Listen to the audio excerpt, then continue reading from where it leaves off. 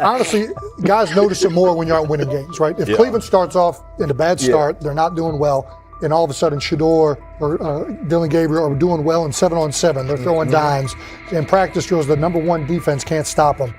People take notice of that, and the more that the players see it, they're gonna then the comments start happening over the lunch table. They start happening throughout the building, and that's when the pressure really will get severe. The Cleveland Browns were focused on resolving their quarterback situation until Jason Kelce made pointed comments that triggered a strong reaction from ownership. The response inside the organization was immediate and intense. What exactly did Kelce say that has the dog pound on edge and the front office under pressure? We've seen that miserable game by the Cleveland Browns. So they throw Joe Flacco in there, and I like Joe Flacco. He did good, but they gave him the resource of all the first-team guys. Then they throw Dillon Gabriel in there with first teams and second teams. So Dillon always is getting protected. The same thing again, they gave this scrub max protection on every play.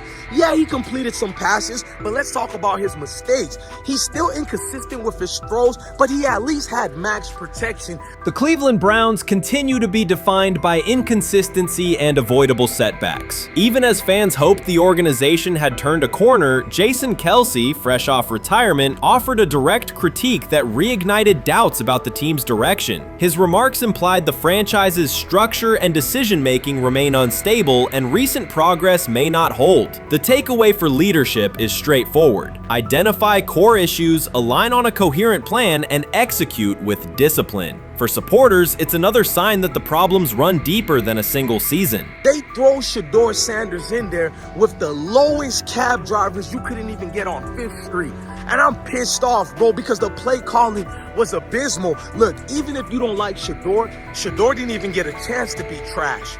Even if you think Shedeur is garbage, he didn't even get a chance to be garbage. That's how awful the offensive line was. Kevin Stefanski still doesn't want to give Shedeur second strings and first strings reps. Why is that? Browns ownership's response shifted from measured to urgent. The pattern is familiar in Cleveland. The team once treated Johnny Manziel as a franchise solution, retained Hugh Jackson for a second year despite results, and invested heavily in Deshaun Watson through a costly trade and contract. These decisions reflect aggressive but poorly aligned planning. The outcome has been continued instability instead of sustained progress.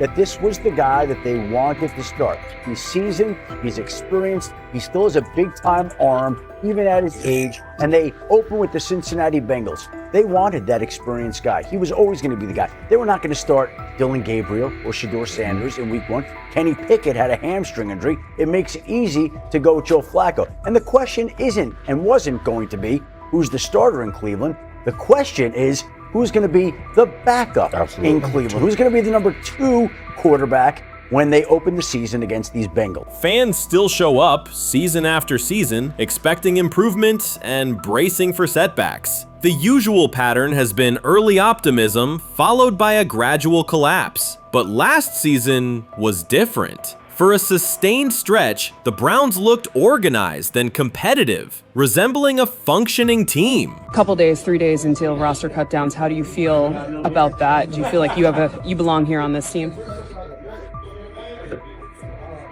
Obviously, I think overall as a player, I feel like I put in the work. I feel like everything I do, I try to do it to my best, and that's all I ask for. So I feel like everybody feels like, they should be on the team, and if you ask anybody on the team, would they feel like they belong, in their own eyes. So I feel like I do, but I'm my own player, I think about myself in a high regard. The front office entered the offseason confident. Kevin Stefanski was being praised, and the Dog Pound believed the team had made real progress. Then Jason Kelce delivered a pointed assessment that cut through the optimism. Fresh into retirement, the former Eagles All-Pro and Super Bowl champion said Cleveland still looks like a team patching over issues rather than building a durable contender. Kelce's view was direct. The Browns' structure is fragile, and the roster is too dependent on perfect health at quarterback. He argued the team is one injury away from losing continuity and sliding backward. Because Kelce has operated inside a stable, championship-level organization, his comments carried weight with players, media, and fans. The reaction was immediate. People took his critique seriously, not as outside noise, but as an informed evaluation of how a successful team should be built. Ownership also felt the impact. Jimmy Haslam's response shifted to urgency, a sign that leadership recognizes the stakes.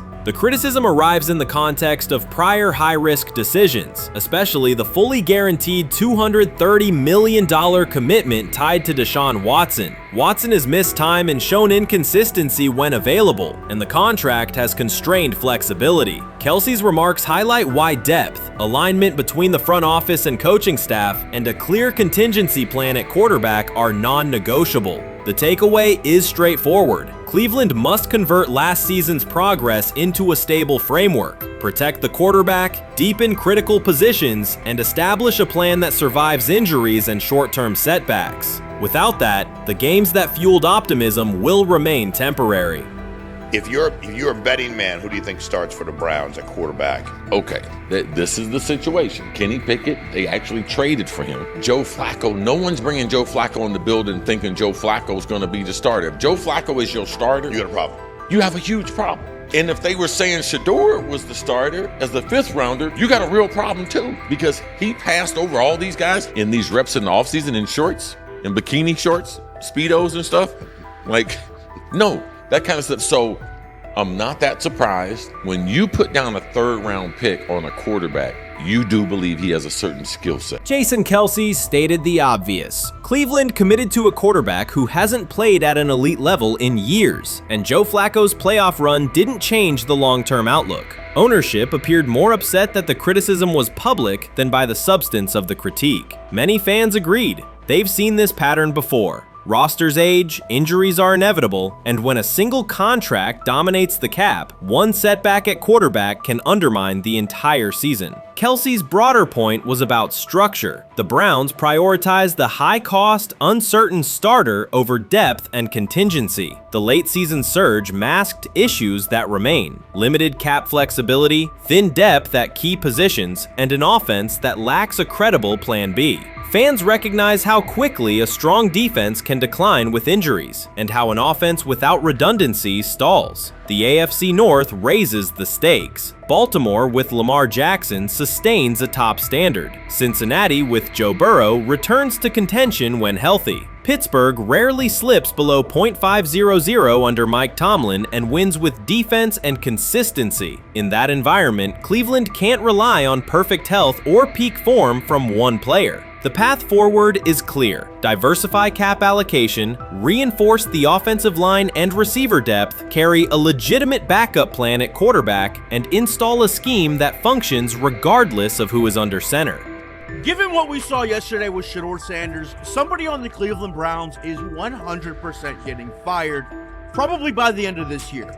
The person who's probably going to end up getting fired is Kevin Stefanski, because I know that he didn't want Shedeur Sanders on the team. It was Andrew Berry who made that pick. You can't really go against your GM. Bad things happen in this situation. But Shedeur Sanders is not without fault for what we saw yesterday. This is the play that we saw yesterday that has the internet just exploding, where Shedeur Sanders took like a 24-yard sack.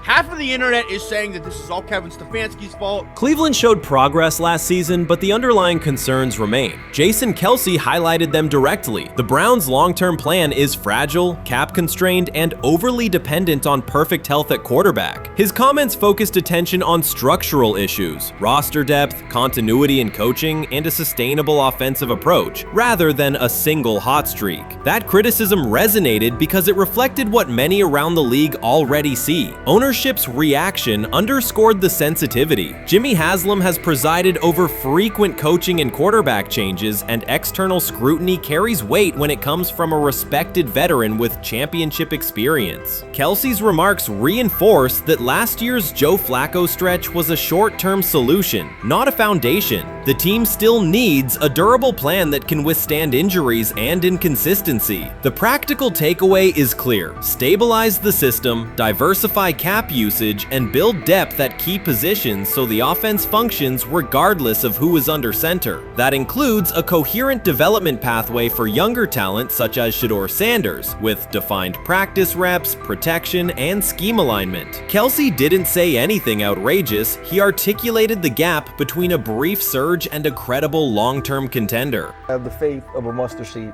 Right, because this is the greatest resurrection since Jesus the Christ. Right, like at some point, Joe Flacco was thinking about getting into TV. Yeah. Right, Joe Flacco didn't have a job, and then now you not only come back and start for the Cleveland Browns late in the 2023 season, but they came back around to you, and you're now the day one starter for a franchise that just 2 years ago was in the playoffs. The Browns' quarterback situation remains unsettled. Deshaun Watson was expected to be the long-term answer, but injuries and inconsistent play have prevented him from reaching an elite level. When the team turned to Joe Flacco after Watson's season deteriorated, Flacco immediately lifted the offense and produced results that highlighted the gap between expectations and reality. That a 39-year-old late addition could outperform a $230 million starter was not just a short-term surprise, it raised fundamental questions about roster construction and evaluation. Quarterback depth has been fragile, and the late-season surge masked broader structural problems. Jason Kelce's remarks made that clear. Cleveland is vulnerable if the starter is unavailable, cap flexibility is limited, and the offensive plan lacks a stable contingency. His critique drew attention to leadership and planning as much as on-field performance. Jimmy Haslam's strong reaction reflects the pressure on ownership.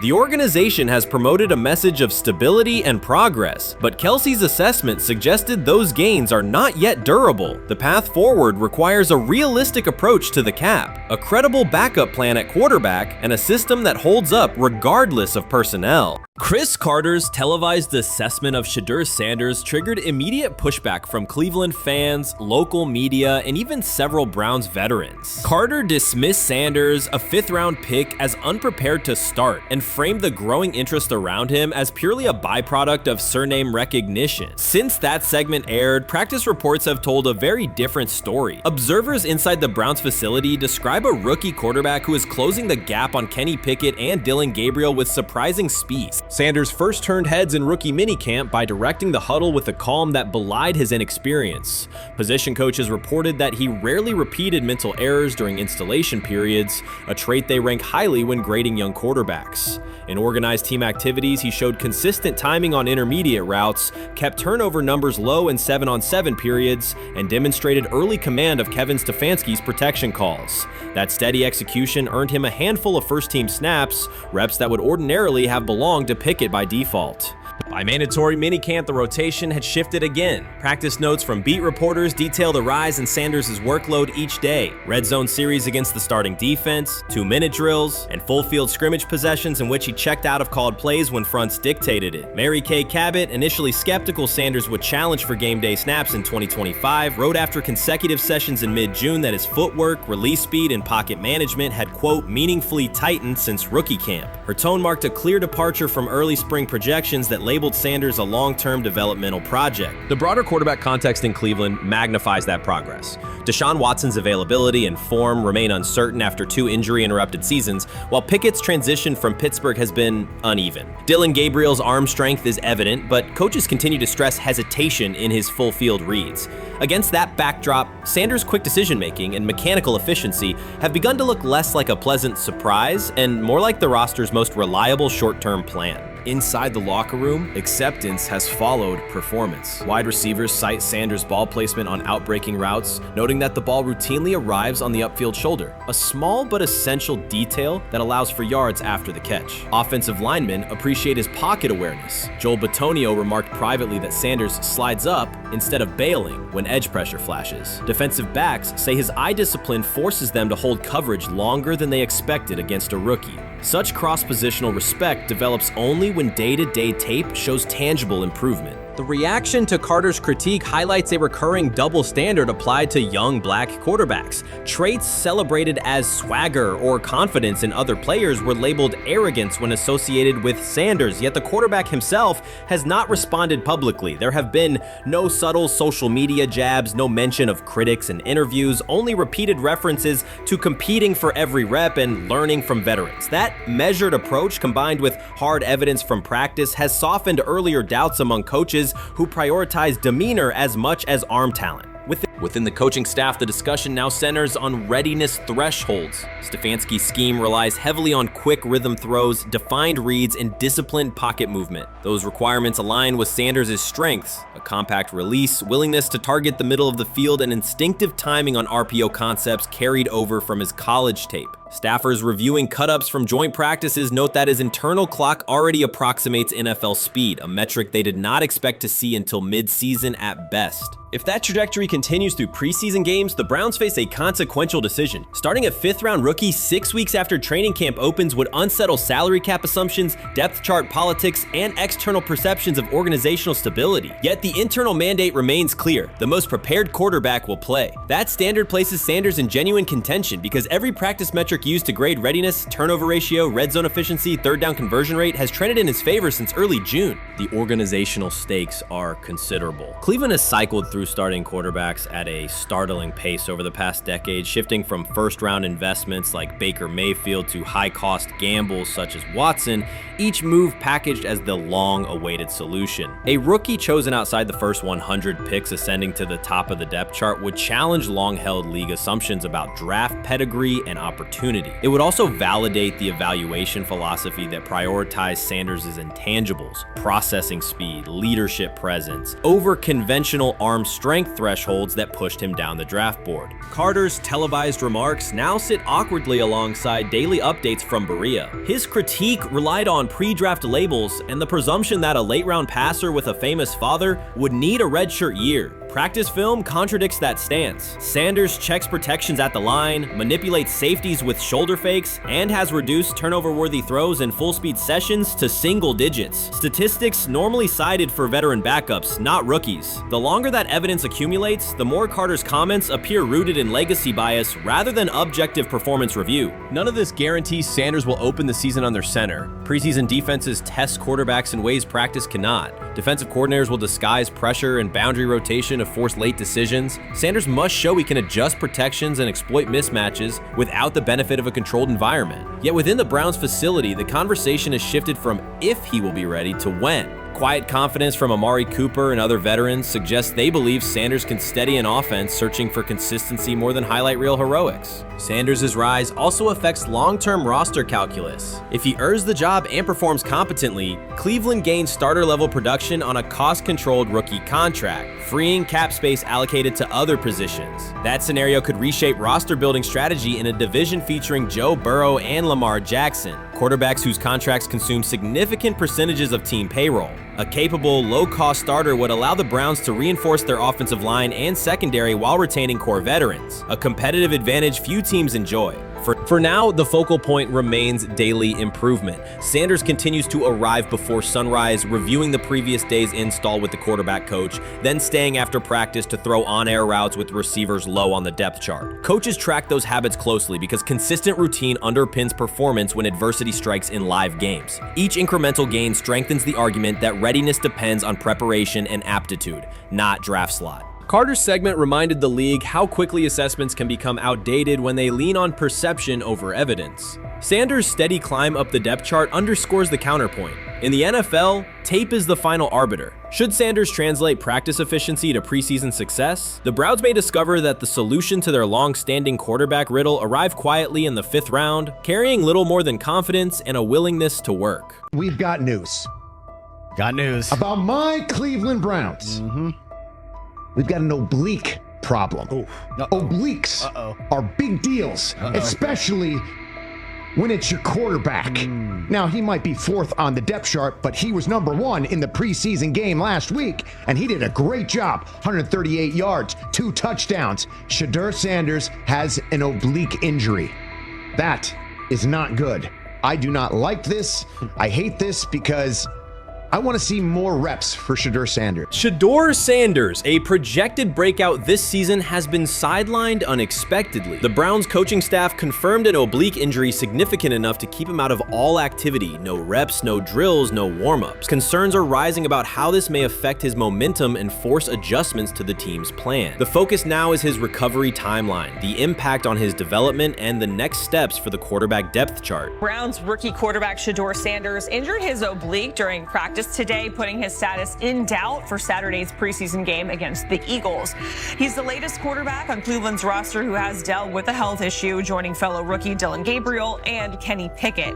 Sanders, who is trying to fight his way up the Browns depth chart, started the preseason opener last week and threw to practice. So how concerning is this for Shedeur as he is trying to, again, make his way up the depth chart, be QB2, potentially QB1 in the future? Dillon Gabriel taking Shedeur Sanders' QB1 spot after Sanders suffers an oblique injury is more than a roster change. It signals the staff is choosing urgency over efficiency. You do not replace a quarterback operating near a 70% completion rate with one coming off a 32% outing unless the decision is driven by desperation or poor evaluation. That is not strategy, it is avoidable loss of production. The impact on accuracy, timing, and drive sustainability is clear, and the difference is apparent to anyone watching. Well, here's what we know. I mean, after practice, Kevin Stefanski, the head coach of the Cleveland Browns, was not available to the media, but I did talk to him on the field as the players were coming off, and he told me that Shedeur Sanders complained of oblique soreness during the warm-ups this morning. Shedeur Sanders' absence isn't just a gap in the lineup, it's a setback for the entire offense. He thrives under pressure and makes throws others won't attempt. When he's healthy, every pass has intent, every drive has rhythm, and opposing defenses know they're in for a long day. Replace him with Dillon Gabriel and the defense senses an opening. Corners press tighter, safeties cheat down, and linebackers blitz more aggressively because they don't expect the same timing, velocity, or accuracy. Yes. I mean, yeah, I'm a fan. I'm not even going to try to hide it. Rich gets You guys are fans. Like, you guys talk about the Cleveland Browns quite a bit. Yeah, it's almost annoying to me. It aggravates people. Like, people don't like the fact that Rich talks a lot about They must love Shedeur. I'm here. But it's like, you know, you have a friend, and Right. that friend's child is following in the family's footsteps. You want them to do well. I don't know why people have such an issue. I know Rich is supposed to be impartial, but it's kind of hard when you have that type of tie to it. But yeah, I'm rooting for Shedeur, man. And Dillon Gabriel's 32% completion rate isn't just poor, it's untenable at this level. A number that low needs no context. It means 2 misses for every completion. Weather, opponent, and play calls are secondary when efficiency is that limited. That output does not sustain drives or keep the full playbook viable. Yet he is starting while Shedeur Sanders is sidelined. The contrast is clear. Sanders brings accuracy, timing, and command. Gabriel's recent performance reflects inconsistency and missed opportunities. Choosing Gabriel under these circumstances reduces offensive reliability and invites defensive pressure. It is a decision that sacrifices efficiency and field position. So it'll be interesting to see what happens with Dillon Gabriel, but to the Shedeur Sanders point, it is unfortunate because I thought he was gaining some momentum. I know the practice that they had before they left for Philly, Daniel Oyefusi reported that he actually took the most reps of all of the quarterbacks. And that was the first time that had happened. It was the first time that he had went ahead of Dillon Gabriel, practicing with the twos, etc. So like coming off that stout performance against the Carolina Panthers, he was gaining momentum. If this were a clean evaluation, there would be no debate. Shedeur Sanders is the clear choice. He's accurate, composed, and consistent with a track record of high-level production. Dillon Gabriel remains a question mark, and not the kind that stresses defense. He's the kind that makes coaches consider leaning on the run to limit risk and protect field position. The reality is that injuries create openings for players who haven't earned them. Gabriel has stepped into QB1 while Sanders is out, but that reflects circumstance, not superiority. We don't know the severity of this oblique injury and whether it will even keep him out of Saturday's game against the Eagles. As for moving up the depth chart, I'm the Browns preseason sideline reporter. I was there Friday night when he burst onto the stage and set the NFL world buzzing. And yes, his demeanor was tremendous. His poise was tremendous.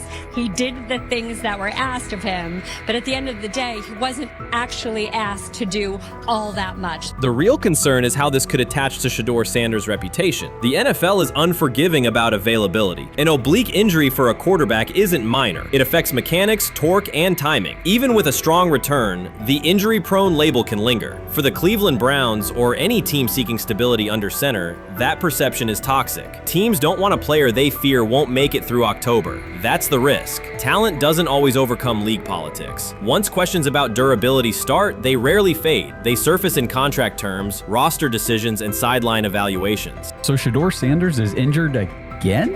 If you were following along on social media today for the Browns' first joint practice in Philadelphia against the Eagles, wow, you were in for a tumultuous ride. I mean, all the reporters, both Browns and Eagles reporters, were pretty much flabbergasted at the fact that Shedeur Sanders was taking 0 team reps during the day, and even Tyler Huntley was getting team reps instead of Shedeur. And then it came out, obviously, everybody's speculating. There's people calling for Kevin's jobs, and before I go any further, I don't blame anybody. Ever. Meanwhile, Dillon Gabriel's numbers should be sidelining him, not elevating him. A 32% completion rate isn't a dip, it's a warning sign that points to issues with field vision, timing, and receiver cohesion.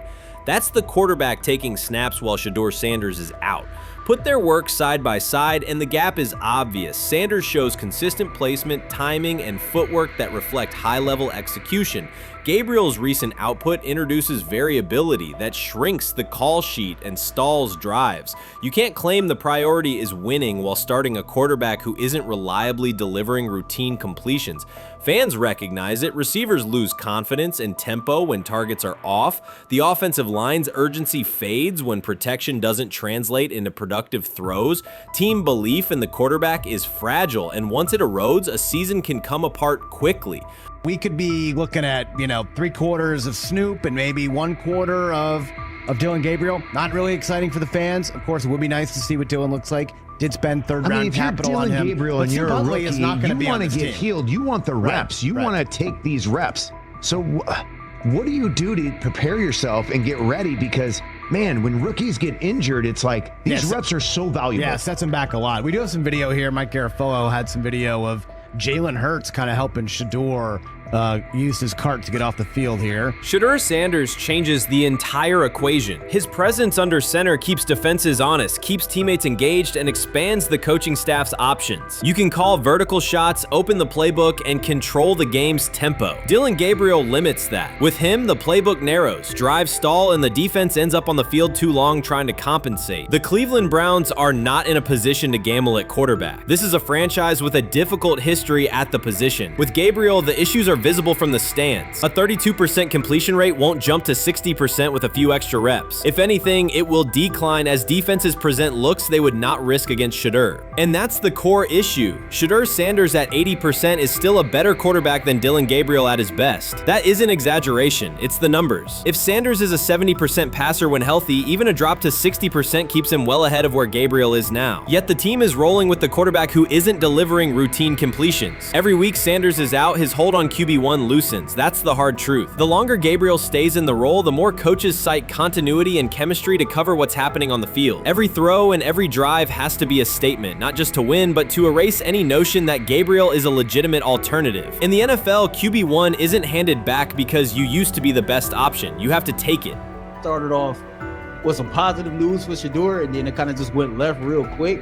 Shedeur got the news early on that if Dillon Gabriel couldn't go, he would get his second straight start in the Saturday preseason game against the Philadelphia Eagles.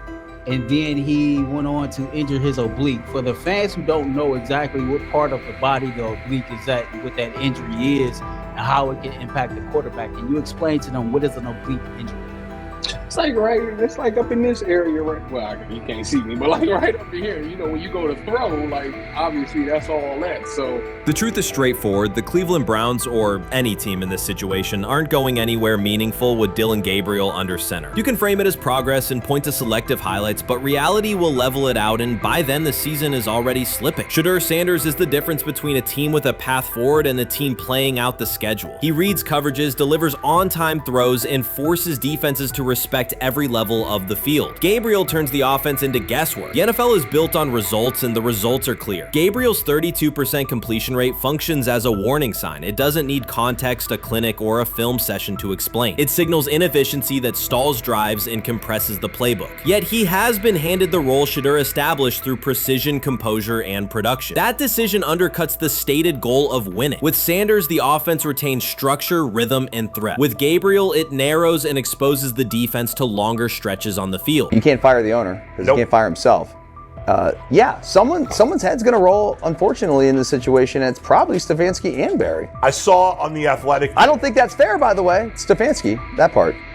I agree. I was saying the other day on my podcast that Barry should be fired, and I said I wouldn't fire Stefanski, but a couple of people made the point of saying, well, if you fire the GM, you got to give him a chance to hire his own coach, which is fair. That's true. So I would fire Barry. I would hire a new GM. If that GM thinks Kevin Stefanski's a good coach, wants to stick with him. Right. The situation in Cleveland has escalated with the NFL. Sources indicate GM Andrew Barry is prepared to move on from head coach Kevin Stefanski if he refuses to elevate Shedeur Sanders. The Browns are weighing a major quarterback change. Leadership appears to be aligning behind Sanders and pushing for immediate action. This is a high-stakes decision about control and the team's direction. I think it's unfair for me to comment in I guess, maybe on behalf of the industry. All I can say is this, the time that we spent with Shedeur, and what he's done throughout his college career is impressive. He's an impressive young man.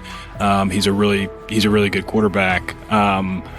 Sometimes, fit comes into play. And I'd also say this, there are 4 more rounds of the draft. And then maybe lastly, it's less about where you get picked and what you do after you get picked. That's really the most important thing. Getting to know him over the course of the spring, he has a ton of resolve. Andrew Barry appears to be at a breaking point. Pressure from fans and within the organization to play Shedeur Sanders is intensifying. Barry is pushing for a move towards Sanders, while head coach Kevin Stefanski remains cautious about altering the depth chart. The divide is clear. One side wants acceleration, the other a measured rollout. The organization is under heavy scrutiny, and the focus has shifted to when, not if, Sanders sees the field. Has the 4th highest odds of any head coach this season to be fired. He's clearly on the hot seat. It's been a discussion for really a couple years now, dating back to last season's 3-win season. And he's always had kind of hot and cold seasons. And now the sports books are saying he's 4th on the list. Number 1 is Mike McDaniel of the Miami Dolphins, Brian Daboll of the Giants at 2, Shane Steichen at 3, and there is Kevin Stefanski plus 650 to be fired. This has moved beyond tension to outright stubbornness. Rather than elevating Shedeur Sanders, the staff has chosen Dillon Gabriel. The current depth chart looks less like a forward plan and more like resistance to change. Fans have been clear about who they expect to see, yet the organization keeps delaying. Every week without a real evaluation of Sanders slows development and blurs accountability. Cleveland is choosing a conservative approach when a decisive decision is needed, sending a message of uncertainty to both the locker room and the city. Now being the 3rd-string quarterback for the Cleveland Browns, was that so much was made out of unbelievable. He actually made the team as the 3rd-string quarterback. Like that was a big deal. Like that was somewhat of a surprise to a lot of people.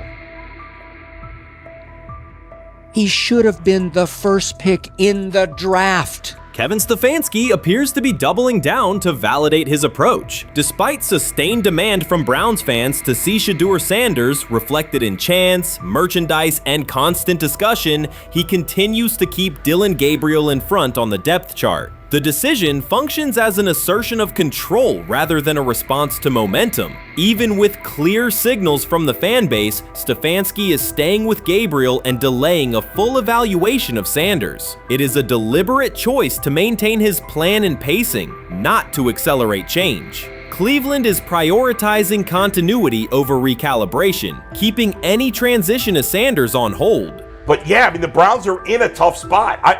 They have wasted.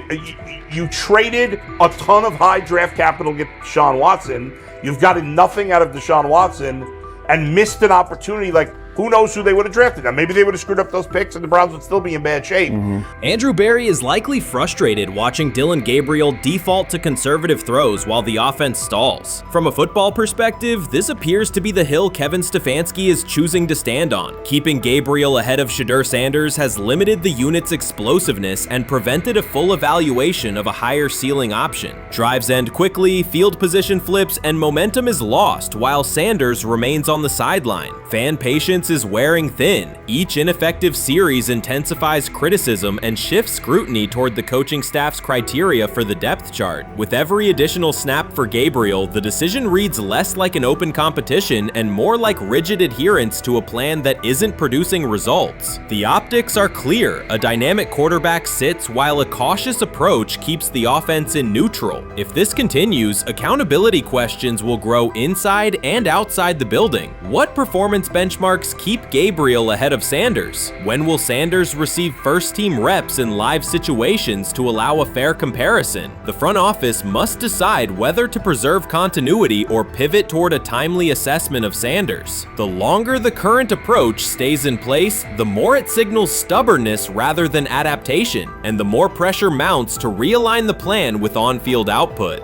I honestly see it happening if the Browns lose a bunch of games. Like if they get 5 wins or less, I see the report coming out now that Stefanski will be fired. I don't want it to happen. I want the Browns to be good, win a bunch of games. I think that they're going to be a team that is slept on and can at least get 7 wins, which is why if they don't, I see Stefanski getting all the blame for that, and there'll be a new coach in Cleveland.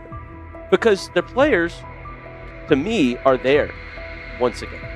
We've talked about the incredible rookie class. The approach in Cleveland lacks consistency. One week, Andrew Berry signals he wants Shedeur Sanders on the field. The next, Dillon Gabriel gets the reps and the plan stays conservative. Through it all, Kevin Stefanski shows limited urgency despite pressure on his job security. Fans are asking for an offense that can push the ball, change field position, and produce points. Instead, the unit leans on short throws and cautious sequencing. Gabriel's play keeps the ceiling low and momentum static, while a full evaluation of Sanders is postponed. The result is growing frustration and a clear disconnect between the front office, coaching staff, and expectations in the stadium.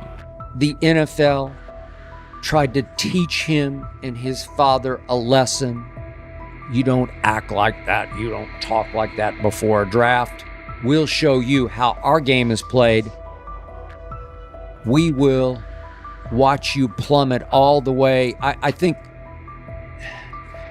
he would have gone undrafted except for that owner in Cleveland. And he is the key to everything because he is something of an against-the-grain maverick owner. He's kind of a wannabe Jerry. Fan speculation is growing. Some believe Kevin Stefanski lacks confidence in Shedeur Sanders. Others think he's prioritizing Dillon Gabriel for reasons unrelated to performance. A more extreme view claims Stefanski is manipulating outcomes to secure a buyout. Whatever the motive, the risk is clear. This approach is straining his relationship with GM Andrew Berry and alienating the fan base. Pressure is rising, Berry's patience is running out, and supporters have shifted from requests to demands. If the current plan continues, calls for a change in quarterback and accountability will intensify. This is exactly what he says. I'm told the footage of Shedeur Sanders meeting with the Giants is so bad that both the Browns and the Sanders family have threatened legal action if it is published. The New York Giants have released audio from their draft interview with Shedeur Sanders, and the disclosure has drawn intense public reaction. Fans want to know whether Sanders made critical remarks and why the Giants shared material that should have remained confidential. The situation revolves around an open microphone, contentious comments, and the broader implications of the leak. The New York Giants published a brief, edited segment from their interview with Shedeur Sanders and withheld the remaining footage. Observers are debating whether this was a strategic public relations decision or an attempt attempt to discredit him. The team has offered no additional explanation, and many fans view the limited release as inadequate and potentially misleading. They are demanding full transparency and accusing the organization of orchestrating a negative narrative. While criticism of Sanders is vocal, his supporters are responding with equal intensity. There was another team that he sat down with. What do you mean it didn't go well after that? So, he was pissed that they did that to him. They did that to him. He counter-confronted the them. same thing they do to every other quarterback prospect. They did that to him. They slide in a mistake to see if you catch it. Right. And so because you're the quarterback. But he didn't take it as a correction. He took it as like he got pissed off. Yeah, and it's like so here's another one. So another one was, he throws a bad interception, and it was a deep throw early in the game, and he comes back and they go in the meeting, they show the interception. The Giants have released only a brief excerpt of the interview and are refusing to share the rest. Their decision has drawn criticism across TikTok, X, and Facebook, where many see it as a poorly handled public relations move. Fans are calling for the full recording to be published so the situation can be judged in its entirety. The GM is on film that the son, they asked the son last draft, yo, who you think I should pick? His son like, yo, you need to get the Jaden Daniels, big. This is what his son, it's on tape. You should go Jaden Daniels. He laughing at his son. And all right, cool, get Jaden Daniels. I don't even know how that tape got out. I wouldn't have let the get out. Shedeur Sanders appears unfazed by the situation. Although the Giants suggested he was more hype than substance, their handling of the interview has instead elevated his visibility. Analysts across major sports outlets are now discussing him more than before, keeping his name prominent in the news cycle. New York Giants, where these tapes at? You hear me? Because if Shedeur Sanders was so unprofessional, y'all would have leaked the tapes for the whole world could see, right? Cause understand, it's a lot of he say, she say. But one thing I do know, as a young black man growing up in this world, being straightforward and not sugarcoat anything. The Giants' PR team appears to reject Sanders' family connection outright, a decision many view as unprofessional and lacking nuance. Internal discussions seem to have dismissed quarterbacks with prominent relatives as poor fits for the organization, revealing limited awareness of public perception. The response was swift. A single edited clip ignited widespread debate on social media, with fans asking why essential segments were held back and what the team might be hiding. Critics argue that if the full interview contains nothing damaging, the club should release it in its entirety. Online discussion intensified immediately and continues to gain momentum. What they do during the film and the combine and the meetings is teams will install mistakes intentionally planted in the install, and they want you to catch them. Shedeur didn't, and when a coach called him out, once again, it didn't sit well. It's like, bro, there's not many teams needing quarterbacks, especially since Pittsburgh appears to have a deal with Aaron Rodgers and Tennessee's getting Kale Moore. The Giants' decision to withhold the full interview has produced an unintended result. Instead of diminishing interest in Shedeur Sanders, it has intensified it. Media outlets and analysts are now examining every on-field rep, press comment, and public appearance as evidence of how he conducts himself under scrutiny. Each throw, adjustment, and answer is tracked and evaluated against league standards, reinforcing the view that he remains composed and professional. Many fans contend that the organization has misrepresented Sanders and suggest the issue may stem from the Giants' view of his father, Deion Sanders. They see the partial release as an attempt to raise doubts about his character by association. That perception has only made his profile more compelling. The discussion has shifted from whether he deserves a high draft position to how effectively he withstands sustained pressure. Sanders is now regarded not just as a talented prospect, but as a symbol of resilience, central to debates about transparency and organizational strategy. Even if the Giants eventually provide more context, the visibility they have created for him is unlikely to fade. The most fun yet the most difficult thing I cover and we cover all year long is not games. It's the NFL draft. Because I've said this many times, you get lied to for a month to 2 months up to it. And so often during the draft, and every few drafts, there's a guy that really falls, precipitously falls. This year it was Shedeur Sanders, it's been Aaron Rodgers, it's been Dan Marino. Every few years somebody falls a lot. And so, but those stories don't come out until like the fall. Criticism of Shedeur Sanders from within the Giants organization has become increasingly public. Team communications appear focused on casting him as an overhyped prospect, whose character should be questioned, a narrative that seems aimed at shaping opinion rather than assessing performance. Yet each selective release or negative remark has instead amplified attention on Sanders and elevated his reputation. Efforts to confine him to a narrow, unfavorable image continue to produce the opposite effect, reinforcing his position as an underdog who endures external pressure. The debate has shifted from football analysis to broader concerns about narrative control and transparency. Fans, reporters, and online communities are still urging the Giants to publish the full interview, arguing that only complete context can resolve speculation. The organization's refusal to comply has intensified scrutiny and led many observers to conclude that the team underestimated public reaction and now faces questions it could have avoided with full disclosure. The tapes, the New York Giants have the tape. They definitely have the tape. It's confirmation that they had the tape. Shedeur didn't do nothing. It's what they saying he did. I'm gonna tell you what these mixed reaction right here. So we already know about the New York Giants, but the Pittsburgh Steelers head coach Mike Tomlin reported admired Sanders' talent, but hesitated to draft him due to previous challenges with quarterbacks like Russell Wilson and Justin Fields, leading to more cautious approach. Las Vegas Raiders. Sanders met with Raiders at the NFL scouting combine and expressed enthusiasm about potentially joining the team. His familiarity with the West Coast offense and quick release was noted positive, though concerns about his ceiling. Hours after the Giants posted that short audio clip, the timeline never slowed. Comment threads filled with frame-by-frame breakdowns, lip-read attempts, and side-by-side comparisons of what was said versus what was left out. Reporters called league contacts. No one could explain why a franchise would stir this level of curiosity only to seal the vault. Each refusal sharpened focus on Shedeur Sanders, turning routine throws into national talking points. Analysts kept circling back to the same note. His cadence at the line looks unchanged, steady against the noise. Hashtags demanding the full interview, trend drop, and trend again. Podcast hosts bump scheduled segments to lead with the leak. Rival teams get asked how they would handle a similar situation, then quietly check their own archives.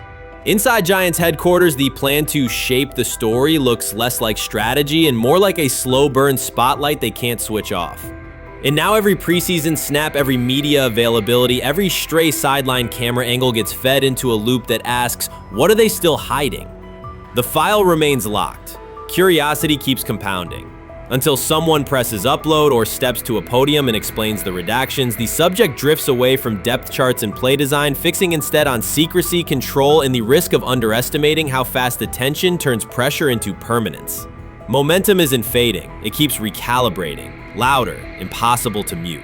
Shedeur is lighting it up in practice every day. You're not even a half bit curious to see what he could do with the ones. That makes no sense. And then on top of all of that, you got players going on podcasts and talking to people in the media saying this guy is really good. Like, this guy is legit. So even your peers respect you enough. How is it that the coaches can't see that? It always starts with the players, where the players like, hey, you see that? You seen that pass he threw? The Cleveland Browns were taken by surprise when quarterback Shedeur Sanders stepped in for first-team snaps, asserting control of the drill and instantly highlighting deficiencies across the rest of the room. His confident command forced coaches to pause practice clips, reevaluate progressions, and consider immediate adjustments to the depth chart. Within minutes, discussions spread throughout the facility and online forums as fans weighed what Sanders' showing means for the current starters. The organization now faces an urgent, data-driven decision on whether Sanders should move up permanently. Shedeur Sanders arrived at Browns practice, took several first-team reps, and the entire quarterback group immediately felt the pressure. Coaches erased the whiteboard and reviewed their plans. Staff members exchanged concerned comments, and observers began asking whether Sanders was positioned to assume a larger role. Tony, every year we see at least 1 to 2 teams.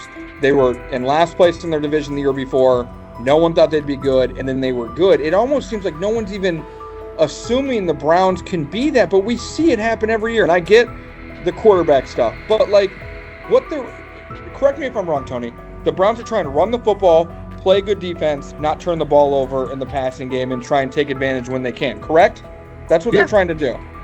That was the 2020 offense. The Cleveland Browns are still searching for stability at quarterback. Deshaun Watson is yet to deliver consistent starter-level production that justifies his contract, and each game renews doubts about whether he can regain peak form. Behind him, rookie Dorian Thompson-Robinson shows promise but remains inexperienced and unpolished. Coaches are evaluating alternatives each week and may need to adjust the depth chart if progress stalls. The roster around them is built to contend now, so ongoing uncertainty under center is increasingly costly. As we talk about, we do believe in best player available. We do believe in positional value, and we didn't necessarily expect him to be available in the fifth round, and so we love adding competition to every position room and adding him to compete with the guys that are already in there. We felt like that was the appropriate thing to do. The Browns quarterback group is unsettled. Deshaun Watson has yet to provide the reliable, high-level play his contract demands, while rookie Dorian Thompson-Robinson remains promising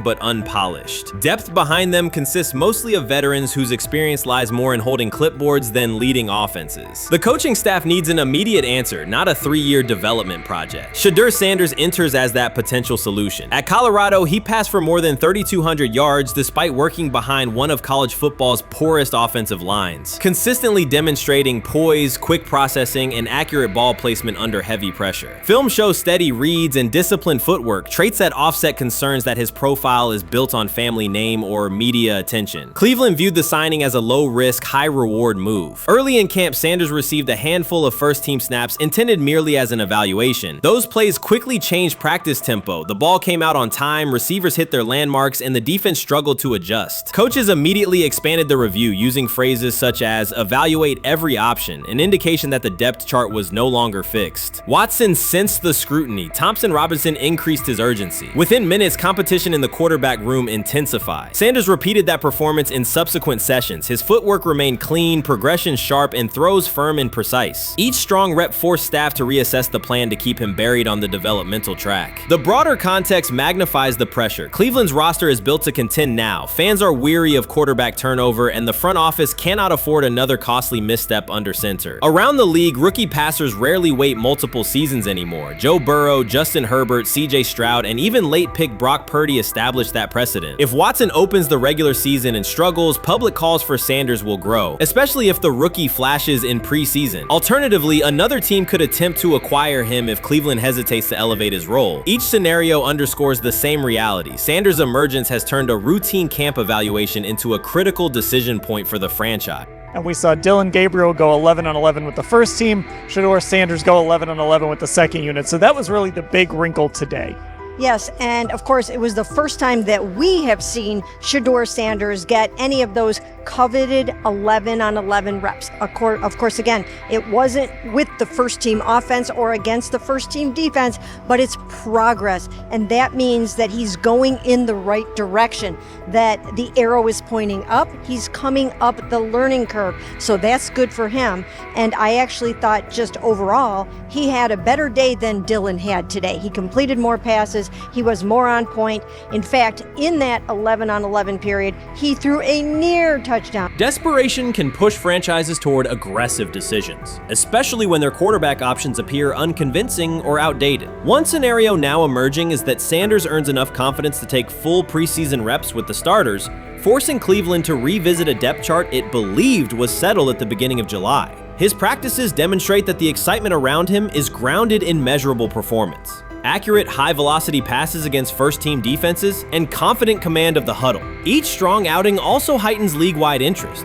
Rival scouts adjust evaluations, and general managers revisit their notes, aware that a viable young quarterback may soon become available. Inside the facility, the personnel staff must balance short-term results with long-term roster planning, knowing that an early move could reshape salary cap allocations and locker room dynamics. The pressure on Watson and Thompson-Robinson escalates accordingly.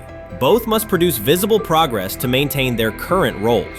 Cleveland's recent history shows how quickly promising quarterback situations can devolve into controversy. The franchise has turned potential breakthroughs into organizational turmoil before, so observers remain cautious about how this competition will unfold.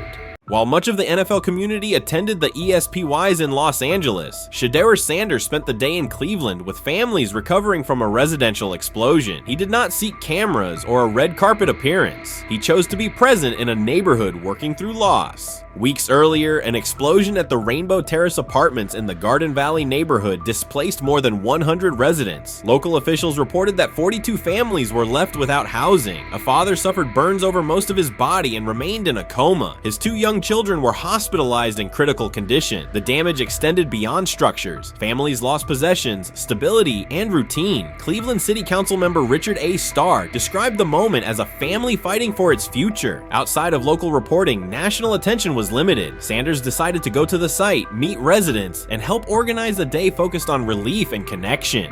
The decision drew questions almost immediately. Some asked why he was not at the ESPYs, others questioned his motives. Sanders did not respond with counter-arguments. He explained simply that he felt an obligation to be present and that he would act on that conviction. This was not a team-scheduled appearance. He promoted the gathering himself, arrived without ceremony, and spent the day with residents. His approach emphasized listening, participation, and time. The event, which he called the Garden Valley Fun Fest, brought a large turnout over several hours. The purpose was straightforward: create space for families to reconnect and for children to play, even as recovery work continued. Sanders threw passes with kids on the blacktop, joined in games, and spoke with parents and grandparents about what they were facing next. He moved through the apartment complex and common areas with minimal staff support. Browns defensive lineman Michael Hall Jr. attended and interacted with residents as well. There were no speeches or staged moments. The focus remained on residents and their needs. Questions about visibility persisted as photos and short clips circulated online. Some criticism framed the visit as a substitute for a higher profile appearance in Los Angeles. Sanders kept to the same message. The priority was to support a neighborhood coping with displacement and uncertainty. He did not present the choice as a protest of any event. He presented it as the correct use of his day. When local media asked about his intent, Sanders said his goal was to provide families with a day of enjoyment and a reminder of community. He added that financial support can help, but that showing up in person also matters. Standing with people, listening to them directly, and offering time. The statement matched the structure of the day. He stayed on site, remained accessible, and left the focus on residents rather than on himself. The timeline mattered to him as training camp approached. Sanders did not connect the visit to his role on the depth chart or his draft position. He kept references to football confined to preparation, learning the playbook, protections, cadence, and timing, seeking guidance from veterans, including Joe Flacco, and staying ready for opportunities when they come. He has repeated that he has time to grow and intends to use it to learn the system and earn trust. The visit did not alter those priorities. He returned to his regular schedule the next day. Since arriving in Cleveland, Sanders has treated community work as part of his responsibilities. Before his jersey went on sale, he visited schools, including John Marshall High School, speaking with students about goals, accountability, and effort. He set public objectives confidently, such as long-term aspirations for the franchise, but paired them with routine work in the building, meetings install, film, and on-field reps. The day at Rainbow Terrace fit that pattern. Identify a need, show up, contribute, and avoid unnecessary attention. For residents, the Fun Fest provided a brief reprieve from ongoing challenges: housing transitions, school logistics, medical appointments, and the paperwork that follows an emergency. For teammates and staff who observed, it was an example of a rookie investing time locally without seeking a headline. For Sanders, it reinforced how he plans to operate in Cleveland: be consistent, be present, and let actions speak.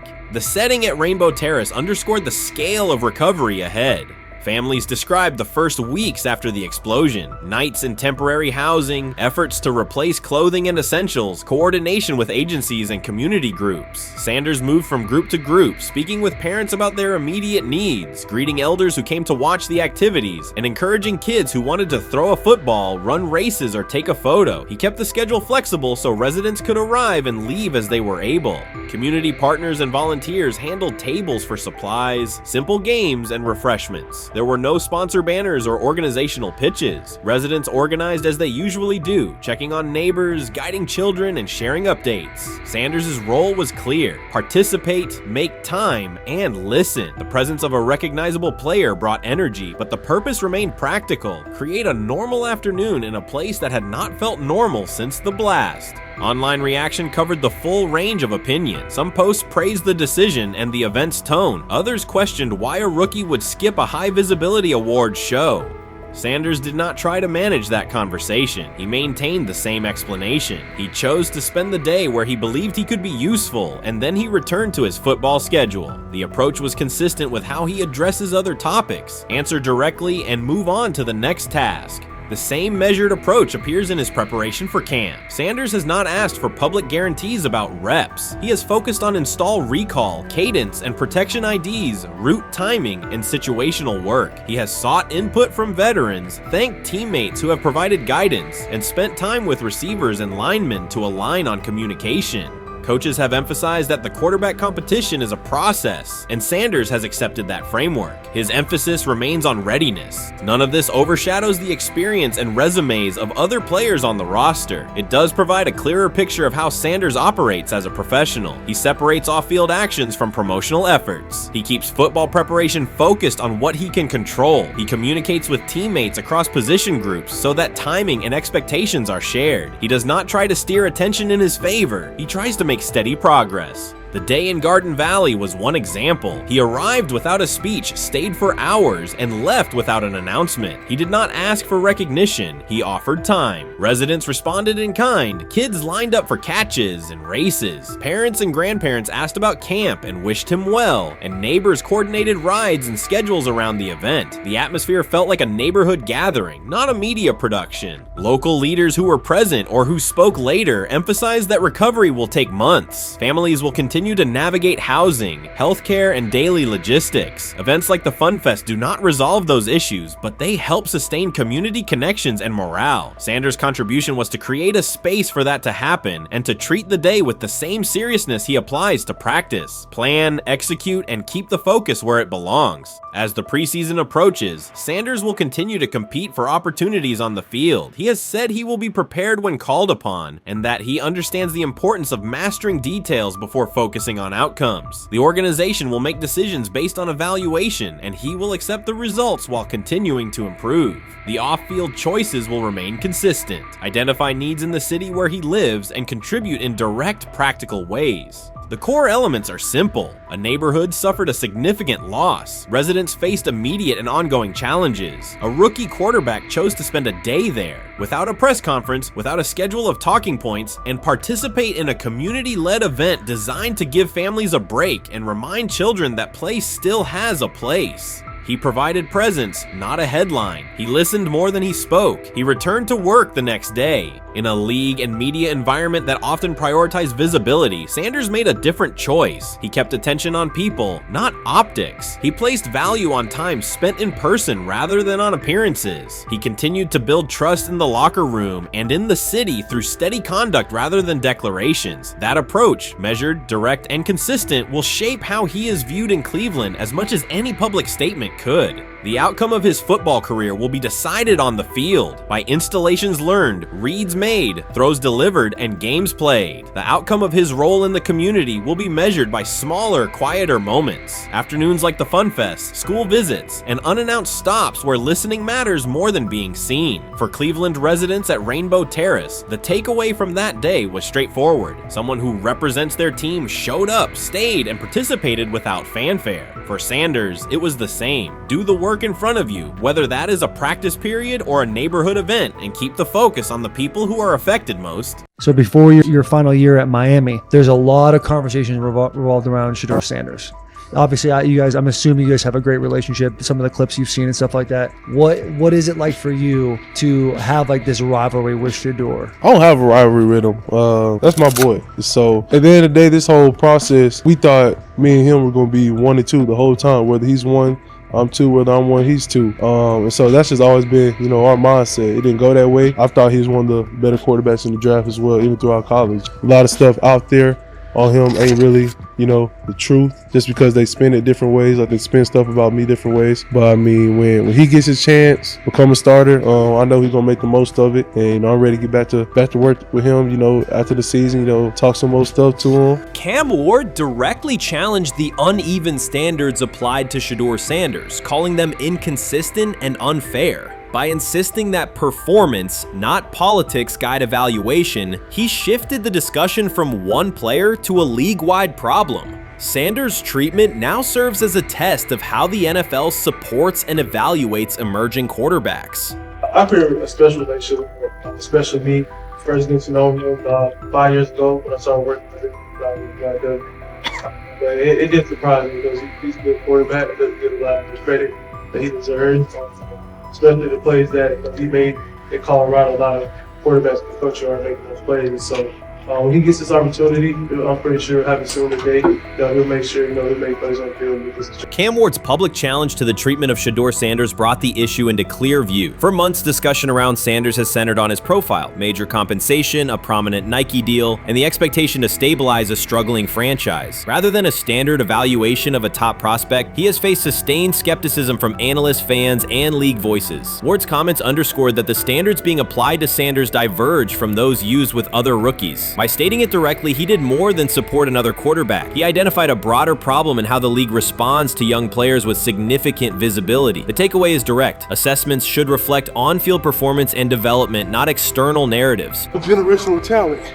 I'm gonna prove him right. I'm gonna prove him right. Don't worry. Oh my God. An article came out today. I'm generational. So I guess it's article versus article. I like that you think that, man. But we all know the truth.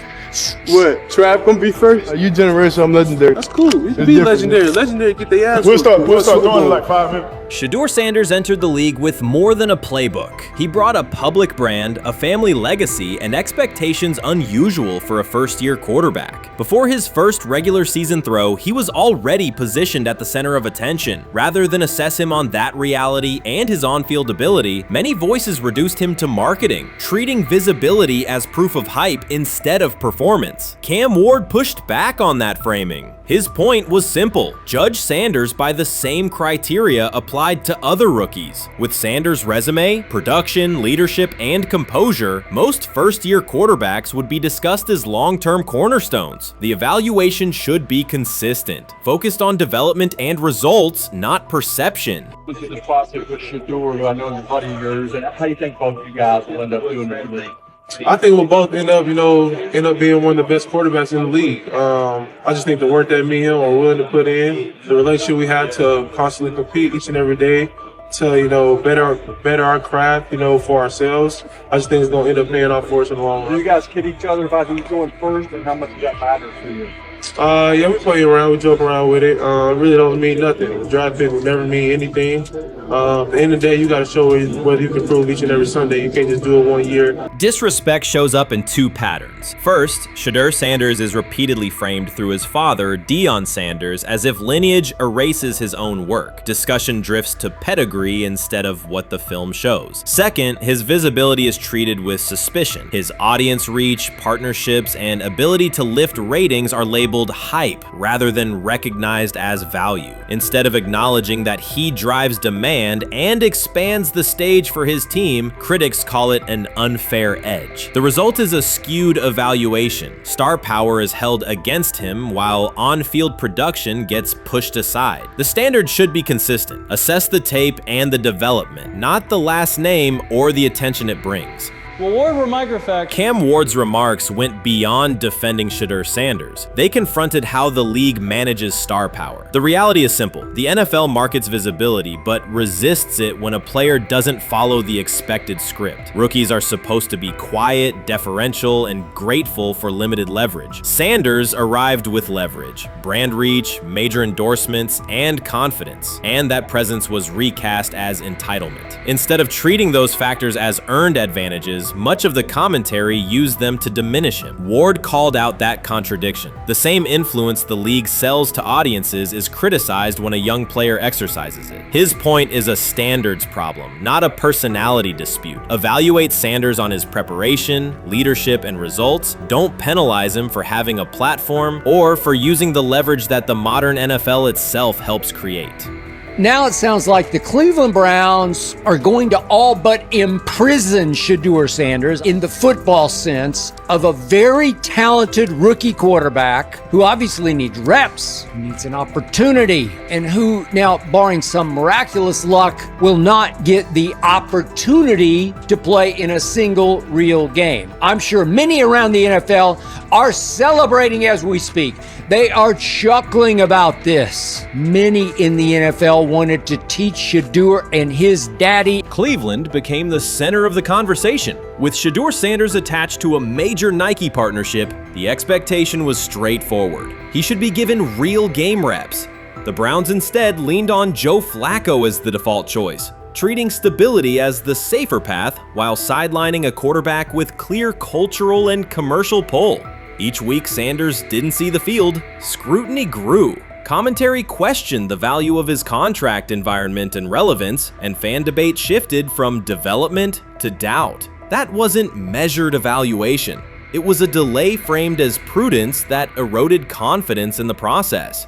Cam Ward reset the terms of the debate. He pointed to an uneven standard. When veterans or other young players secure significant endorsements, it's considered smart business. When Sanders does it at scale, it's recast as ego or hype.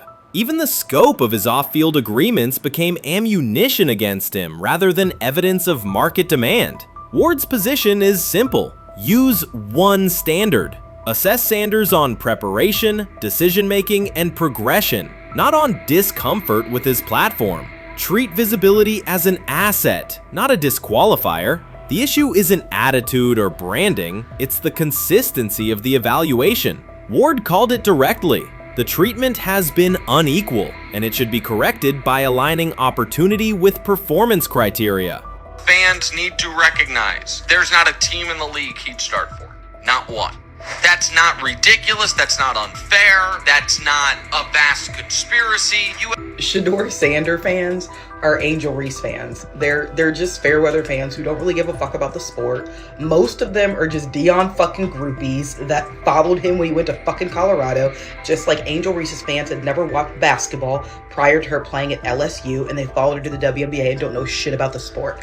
That's it. Now Deion fucking groupies are running around acting like, oh, this is payback to his dad. The timing is pivotal. Shedeur Sanders isn't trying to blend into the league's background. He's shaping the agenda. He drives debate segments, fuels short-form highlights, and moves merchandise at a pace most rookies never approach. By the metrics that define modern attention, he is the draw. Yet, a segment of observers continues to undercut him, not because of shortcomings on tape, but because of discomfort with how prominent he already is. Cam Ward put words to what many could see. Coverage around Sanders has been filtered through reaction to his visibility, rather than a clear read of his performance and growth. The market has already weighed in. Demand is real, not manufactured. Nike's record-level rookie endorsement aligned with that reality, signaling long-term value and cultural reach. This exposes a core contradiction. The NFL depends on star power to sell tickets, fill stadiums, and boost ratings, but it resists stars who set terms on their own. Visibility is celebrated until a player exercises it. The fix is straightforward. Apply one standard. Evaluate Sanders on preparation, decision-making, and results, and treat his platform as the asset it is. If the league benefits from his presence, its evaluation practices should reflect that same reality, consistently and without penalty for scale. Shedeur Sanders does not depend on league promotion. He established his platform before the NFL and continues to expand it on his own terms. That autonomy challenges the status quo. Cam Ward's support was more than a defense of a teammate. It was a warning that if the league holds to outdated expectations, it risks falling behind the very players who drive audience attention and revenue. Claims that Sanders lacks real popularity ignore measurable facts. A large, active following, consistent merchandise demand, and sustained coverage across major outlets. Doubts about his standing playing as a quarterback overlook his college production and growth indicators. The pattern is familiar. Efforts to minimize him increase his reach. Each skeptical headline widens the spotlight, and each dismissive take creates more engagement. You cannot reduce a player built for visibility by arguing he should be less visible. The practical outcome is the opposite. Scrutiny becomes signal. Sanders is not merely enduring criticism, he is turning it into momentum, converting attention into leverage on and off the field. I'm about to unleash about Shedeur Sanders. I just watched what happened to Shedeur Sanders in the Cleveland Browns' third and final preseason game. And I'm outraged, I'm sickened, and I'm saddened.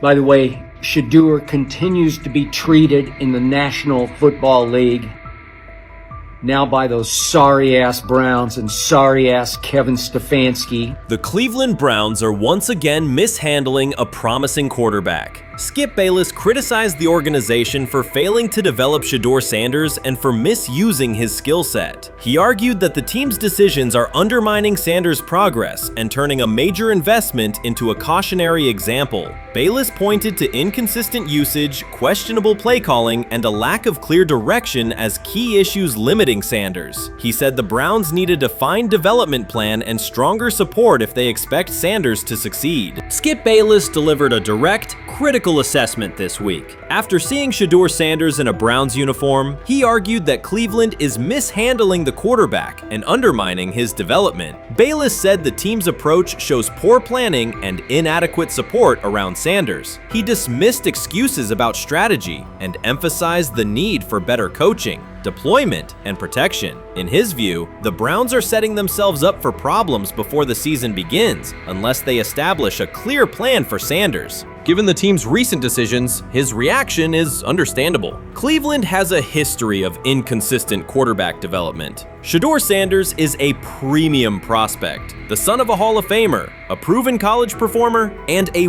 widely recognized figure. The organization should prioritize his reps, protection, and a clear development plan, not place him behind Dillon Gabriel as if he were a secondary option. But I'm going to answer this question by saying Shedeur Sanders, and I'm going to tell you why. I think he's being set up to fail. That's right, I'm going to say it. Okay. Here we are on national television, right? There's been 11 practices, if I remember correctly. He's been starting against he's been playing against the third unit. He's fourth on the depth chart. And then suddenly you throw him into the start line, and he hasn't had any reps for the first team at all. Think about that. So you're just going to throw him to the wolves like that, huh? I mean, you know, if he had first team snaps in practice. Yet here we are. Cleveland has one of the most publicized prospects and is handling him like a depth piece. The broader issue is the franchise's long record of quarterback instability and inconsistent development. That history colors every move they make. When the Browns draft a quarterback, fans don't anticipate a long-term answer. They brace for another reset. Shedeur Sanders should be treated as a priority, not as an afterthought behind Dillon Gabriel. Let's give him a chance. Let's give him a chance with the play calling. You know you have an offensive line that isn't playing that well. So what do? Why not just play the short game so we can get the ball out of his hands very fast to run a competent goddamn offense? Outside of that, Shedeur has to be better in understanding that the offensive line that you're working with right now is not adequate. Why not allow the players that are competing for a job, in this instance, Shedeur Sanders, to finish off the 2-minute drill? When Browns fans see another quarterback selected, they brace for another setback. The franchise's recent history, from Johnny Manziel's failed stint to the rocky handling of Baker Mayfield, reflects inconsistent development and short-term decision-making. Against that backdrop, Skip Bayless's reaction to Shedeur Sanders on Cleveland's roster was blunt. He argued the team is already mishandling a premium prospect by treating him as a secondary option instead of a centerpiece for the future. Bayless's position is straightforward. Sanders is not just a name, he brings proven college production, leadership traits, and significant visibility that can strengthen both the offense and the organization's broader profile. Burying him on the depth chart behind Dillon Gabriel signals a lack of a clear development plan and wastes early momentum. Instead, Bayless contends, Cleveland should establish a defined pathway, first-team practice reps, protection and personnel tailored to his strengths, deliberate play calling that accelerates processing, and measured in-game opportunities that build confidence and execution. In his view, the Browns need alignment from the front office to the coaching staff to prioritize Sanders' growth. Continuing to treat him like a depth piece risks repeating the same cycle that has undermined previous quarterbacks. Committing to a coherent plan gives Sanders and the franchise a realistic chance to convert potential into sustained performance. Grab hold of the starting job. Yes, but I don't think we're going to know which one until we get deep into August. Now, I think, we tracked the reps everybody was getting at practice throughout the OTAs and minicamp. But when you talk to people there, they just want to make sure everybody got what they needed. And that, Kenny Pickett, we find out if he has the goods to be the starter. Joe Flacco, they back him off a little bit. He's 40. He may not need as much. The rookies, Shedeur Sanders and Dillon Gabriel, what do they need to learn to make the transition from the college game to the pro game? That's what the spring was about for the Browns quarterbacks. Now, Shedeur Sanders has moved from social media celebrity to on-field standout, and ESPN now lists him among its first-team candidates. Reactions are split. Some fans are impressed while others are skeptical. Whether this reflects Deion Sanders' long-term strategy or simply Shedeur's rapid development, the story is drawing widespread attention. Here's a look at what led to this moment. They never planned on taking him. The problem is, like Ocho Cinco said, you got somebody that has endeared himself to the locker room. And guess what? The difference between him and Tim Tebow, the biggest one, is he can play. He can throw the ball. Tim Tebow running around being an H-back. He can throw the ball.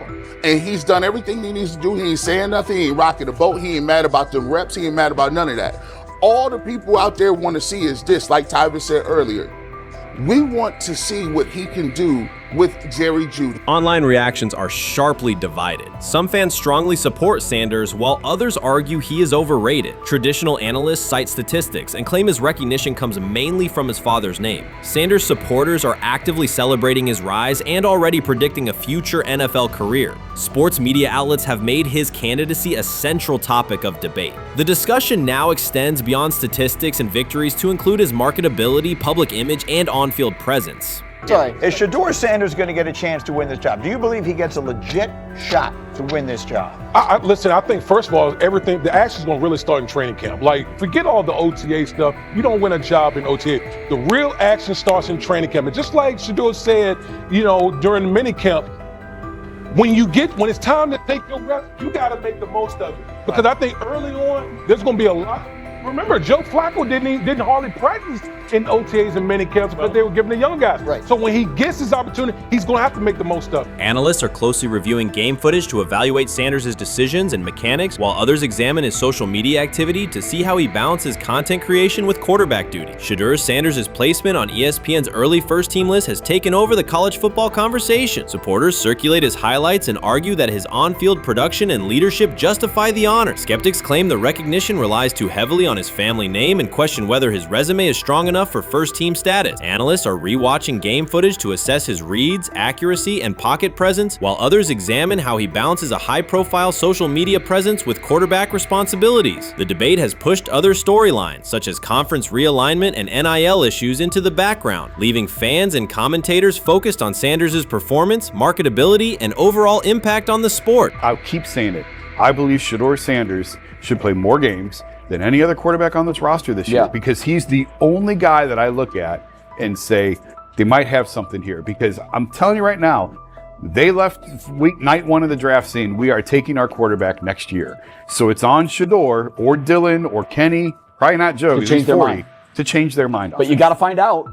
You gotta find out. Opinions differ on whether Sanders is benefiting from his family name or simply showing real progress, but the attention is undeniable. Social media is flooded with edited images elevating him to legendary status. Critics argue the first-team nod is driven by hype and marketability, while supporters point to his flashes of strong arm talent, field vision, and decision-making. Regardless of motive, the announcement has dominated the football news cycle and intensified debate over how much of his rise is performance-based versus media-driven. Highlight reels rarely show Sanders' turnovers, late-game mistakes, or inconsistent stretches. Being named to a first-team watch list suggests sustained dominance, something Sanders has displayed only in flashes. His selection appears driven as much by brand recognition and media appeal as by performance. ESPN's decision has intensified debate. Data-driven critics post statistics that question his resume, while passionate supporters predict awards and future NFL success. Commentators recall a time when first-team consideration required years of proven excellence. Yet many fans already see the announcement as confirmation that Sanders is on track for major college football honors. Shedeur Sanders has earned first-team reps when training camp commences later in July. I'm not saying like he's the first guy up when you do 11 on 11s day 1, 2, 3, 4, 5 at training camp. I'm not necessarily saying that, but he's the one quarterback that we didn't get a chance to see take reps with the ones. But I think Shedeur has a chance to like make this conversation interesting if he gets those reps with the ones and he has the same success that he did with the 2s, the 3s, and the 4s. I have confidence he can show you something, but I got to see it. We all got to see it before we can actually judge that. Some believe Deion Sanders is already preparing for an award ceremony, while others are furious, threatening to protest ESPN's credibility over Shedeur's first-team mention. Critics argue that honoring Sanders without a full season of elite play undermines college football standards. Supporters insist his performance and profile justify the recognition. The debate reflects a broader clash between traditional merit-based evaluation and modern brand-driven visibility. In today's landscape, first-team consideration is no longer only about statistics. It also involves marketability and audience engagement. Whether welcomed or rejected, Sanders commands attention and embodies the sport's shift toward both performance and personal brand. How you feeling? I'm getting there. You see what I got on, right? That's why I was asking how you help for it. Yeah, I'm getting there. See? Prime, what they had to do? I had blood clots. Okay. And they amputated, you know. But I work with it. Man. Yeah, I'm amputated. So I get that work done a couple times a day. Keep the blood circulating, blood flowing, but it's a new normal. And the best thing about here, we have a whole medical team on the second floor. Right. We have a whole medical floor, which is great. Deion Sanders is shaken, this time not by a hit on the field. In a sudden turn, Ryan Clark has uncovered a serious plot affecting Shedeur Sanders' NFL draft status, and the disclosure is reverberating across the sports community. What once looked like a simple scheduling delay may actually be a calculated effort to undermine Deion's son. The facts suggest intentional sabotage, a breach of trust, and repercussions that could be far-reaching. This is no routine football headline. It is personal, and Coach Prime did not see it coming. The sports world loves to celebrate underdogs, yet it often takes even greater pleasure in tearing down rising stars. Deion Sanders is witnessing that cycle now, not from the sidelines as Coach Prime, but as a father. The lights in Boulder remain bright, the cameras keep rolling, and Sanders still wears his gold watches, sunglasses, and natural swagger. Still, behind that familiar smile is a man carrying deep pain as criticism aimed at his son mounts daily. How much of that is opening press conference saying, okay, we are family, saying that he was sent to do certain things? Do you feel like people got attached to that, or it just was the fact that prime time is at Jackson State? It's prime time. If my son plays cornerback, I want him to be around, in my opinion, the best cornerback ever to touch the field. That's right. If my son played DN, I'd have to talk to you and tell me who's coaching the DNs. That's but right. I was sending my son to play for prime. His pain does not come from critics or losses, but from watching his son, Shedeur Sanders, get pulled into a system where politics outweigh performance. By every metric, arm strength, accuracy, field vision, Shedeur belonged in the top 3 of any NFL mock draft. Defensive coordinators who tried to unsettle him know he never flinches. He owns the unteachable leadership trait that turns strong prospects into franchise cornerstones. Then the narrative shifted. Draft boards that once placed him 2nd or 3rd slid him to 5th, then 12th, and eventually out of the 1st round on some lists. Analysts grew cautious, executives became vague. The statistics stayed strong, and the game film still proved his ability, yet the buzz evaporated.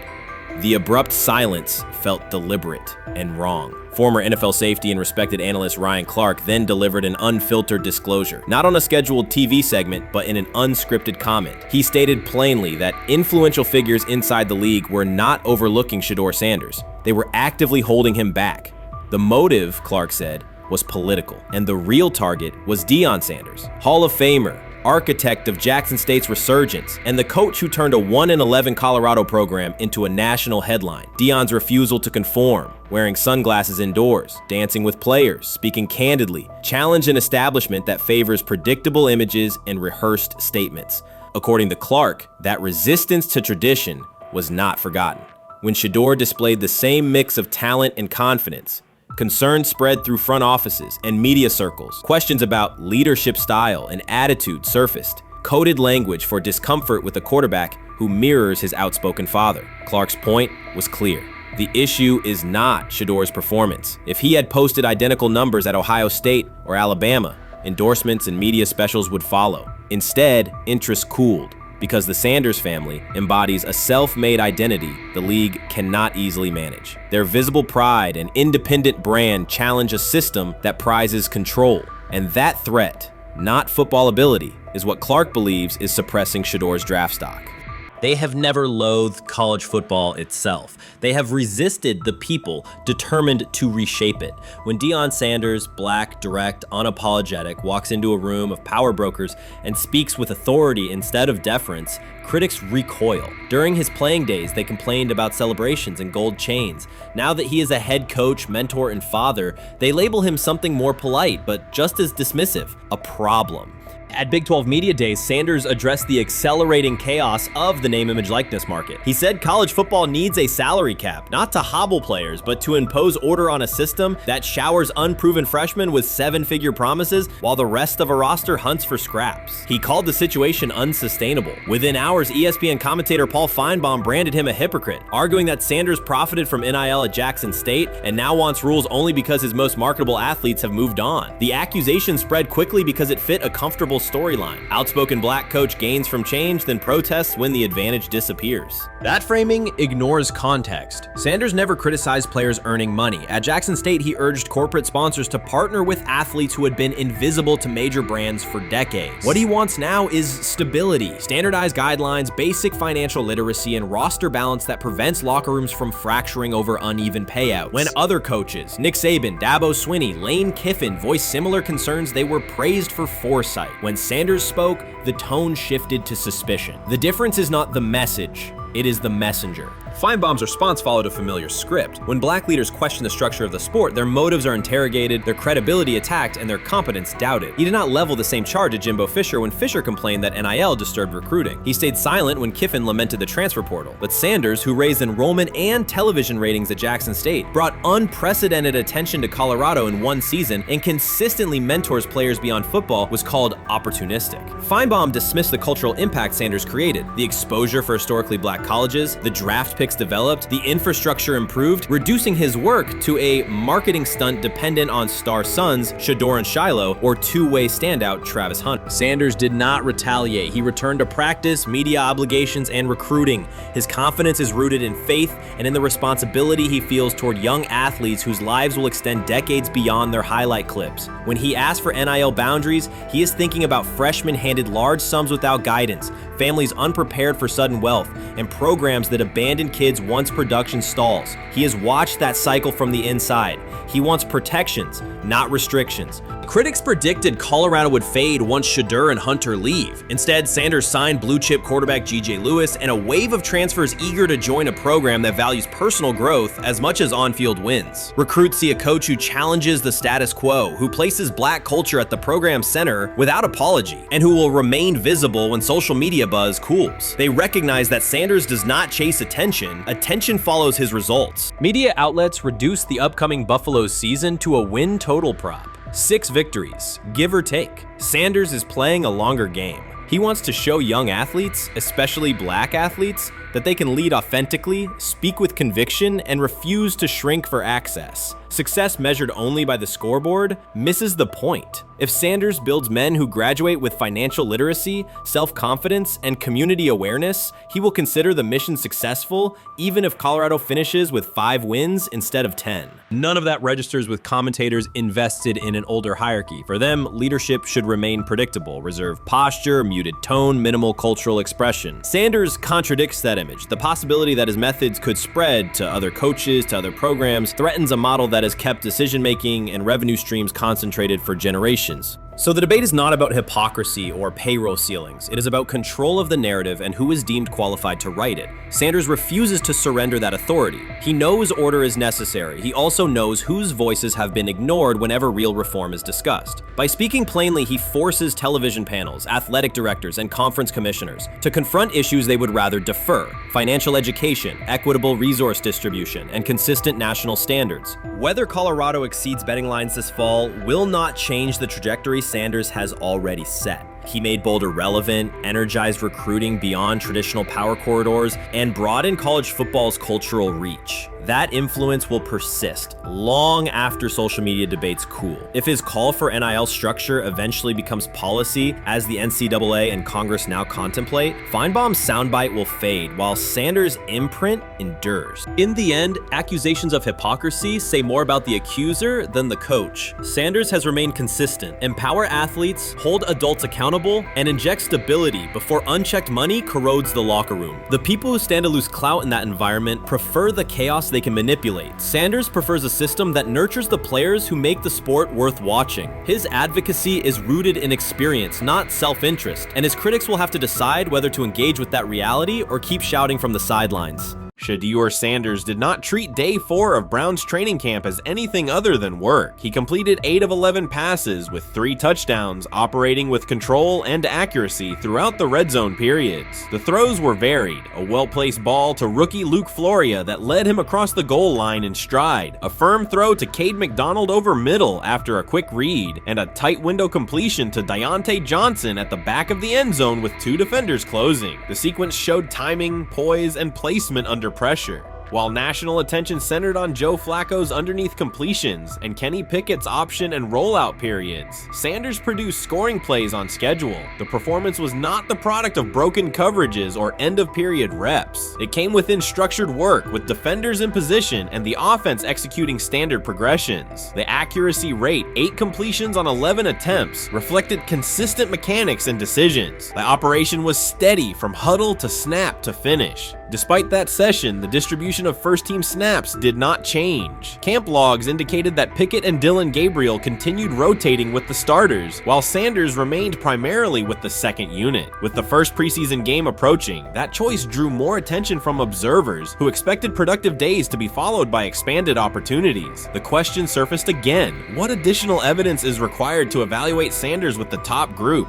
The 3 touchdowns illustrated different aspects of his profile. On the throw to Floria, Sanders used a measured trajectory to lead the receiver away from contact and into the end zone. On the ball to Johnson, he identified leverage, held the safety with his shoulders, and delivered to a precise spot at the back line. On the throw to McDonald, he eliminated the first read, reset, and drove the ball into the window before the hook defender could squeeze it. Each score reflected a particular tool: anticipation, manipulation, and velocity within standard timing. Comparisons to the other quarterbacks were straightforward. Pickett produced 2 touchdowns but placed 1 late ball that exposed a receiver to contact near the goal line. Gabriel accounted for 1 score, with additional gains coming on checkdowns and designed movement. Flacco advanced the ball in short increments without finishing drives during the same period. Sanders converted opportunities into points repeatedly and without turnovers. The rotation, however, remained unchanged. Head coach Kevin Stefanski and the staff continued to allocate first-team work to the same group, describing the process as an open evaluation. In practice, that has meant extended starter reps for Pickett and Gabriel, veteran scripts for Flacco, and second unit periods for Sanders. The disconnect between output and opportunity was notable, particularly given the stated goal of reaching an early decision at quarterback. When asked about the timeline recently, Stefanski said the preference was to decide sooner rather than later, an acknowledgement that the window for assessment is limited as preseason approaches. Speculation about motives is common in such situations. The discussion has included references to front office perspectives and ownership influence. Owner Jimmy Haslam is widely viewed as supportive of drafting Sanders. General manager Andrew Berry is known for prioritizing fit, traits, and process within the roster building model. Stefanski reports to Berry, and the practice plan reflects coaching evaluation within organizations organizational parameters. None of that guarantees any outcome. It does explain why rotations can remain conservative even after strong individual periods. Regardless of internal views, the most useful next step for the evaluation would be a defined set of first-team snaps for Sanders to put comparable tape next to his peers. There was also outside attention on several practice segments from earlier in camp that showed Sanders throwing during lulls to non-receiver personnel, ball attendants, staffers, and assistants, while other quarterbacks were in script with full units. Those clips circulated widely and were interpreted by some as dismissive. Sanders addressed questions about it by narrowing the focus to preparation, explaining that his responsibility is to be ready for the work assigned and that he has adjusted at every level of competition, from HBCU ball to the Power 5 and now the NFL. The response matched his general approach: acknowledge the situation, maintain routine, and continue to execute when the next period begins. The broader draft day and narrative context remains part of the conversation. Sanders' college resume included efficient production and high completion rates across 2 programs, culminating in national recognition such as the Johnny Unitas Golden Arm Award. His selection in the 5th round was driven by varying evaluations of projection, scheme fit, and development timelines. The result is the current environment. He must present his case within limited windows, then wait for access to the next rung of competition. That does not make the process unfair, it makes it exacting. The best answer, for him and for the staff, is additional, comparable reps and clear tape. Fan reaction after day 4 was direct. Social accounts and comment threads filled with assessments that centered on performance rather than reputation. Sanders produced 3 touchdowns, avoided negative plays, and showed command in the red zone. Supporters pointed to that tape and asked for opportunities with the starters to verify whether the same rhythm carries over with the top receivers and linemen. The message was not about headlines. It was about the logic of evaluation in a compressed calendar. From an operational standpoint, Sanders' day reflected consistent fundamentals. His base was disciplined, his eyes matched his feet, and his timing aligned with route depths. On the Johnson score, he used a subtle shoulder turn to hold the safety before resetting and throwing to the back line. On the McDonald throw, the ball was out on the second hitch, arriving before the defenders could converge. On the Floria play, the arc and placement minimized the hit risk and maximized the run-through. Those are portable traits. They translate across units if the timing with receivers is established through reps. The staff's balancing act is real. They must prepare the presumed week 1 starter with sufficient continuity while also giving developmental players enough exposure to judge ceiling and floor. That tension is present in every camp. The cleanest path through it is to carve out defined first-team sequences for each competitor and evaluate the tape against comparable defenses and situations: high red zone, low red zone, 3rd and medium, and 2-minute. Sanders' performance on day 4 strengthened the case for such an allocation.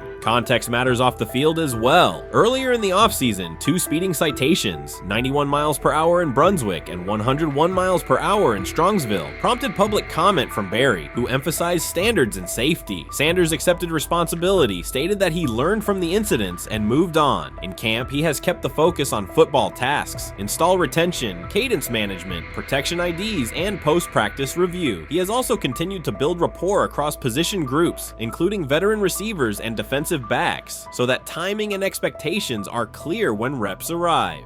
None of this diminishes the experience of the veterans in the room. Flacco has decades of film, Pickett has multiple seasons of NFL starts, and Gabriel brings mobility and a defined collegiate profile. It does, however, underscore the purpose of camp, to align decisions with current performance. Sanders produced the most efficient scoring period of the day. The next logical step is to see that operation with the starting unit, document the results, and compare them to the other candidates under the same conditions. The preseason opener will compress timelines further. Install packages expand, and coaches begin to narrow personnel groupings. If the objective is to identify the quarterback who can operate the offense most cleanly on Sundays, then structured exposure now will give the staff better information later. A small but deliberate set of first-team snaps for Sanders, scripted early downs, a 3rd down sequence, and a red zone series would provide data without disrupting broader preparation. Until that occurs, Sanders can only continue to control process and execution. Day 4 showed what that looks like when opportunities align. Efficient reads, disciplined mechanics, and finishes in the end zone. He did not seek attention for the sequence. He put it on tape. If the evaluation remains consistent with the stated competition, comparable snaps should follow. If they do, the staff will have a clear, side-by-side measure. If they do not, the question from observers will remain the same. What more needs to be seen to justify the look?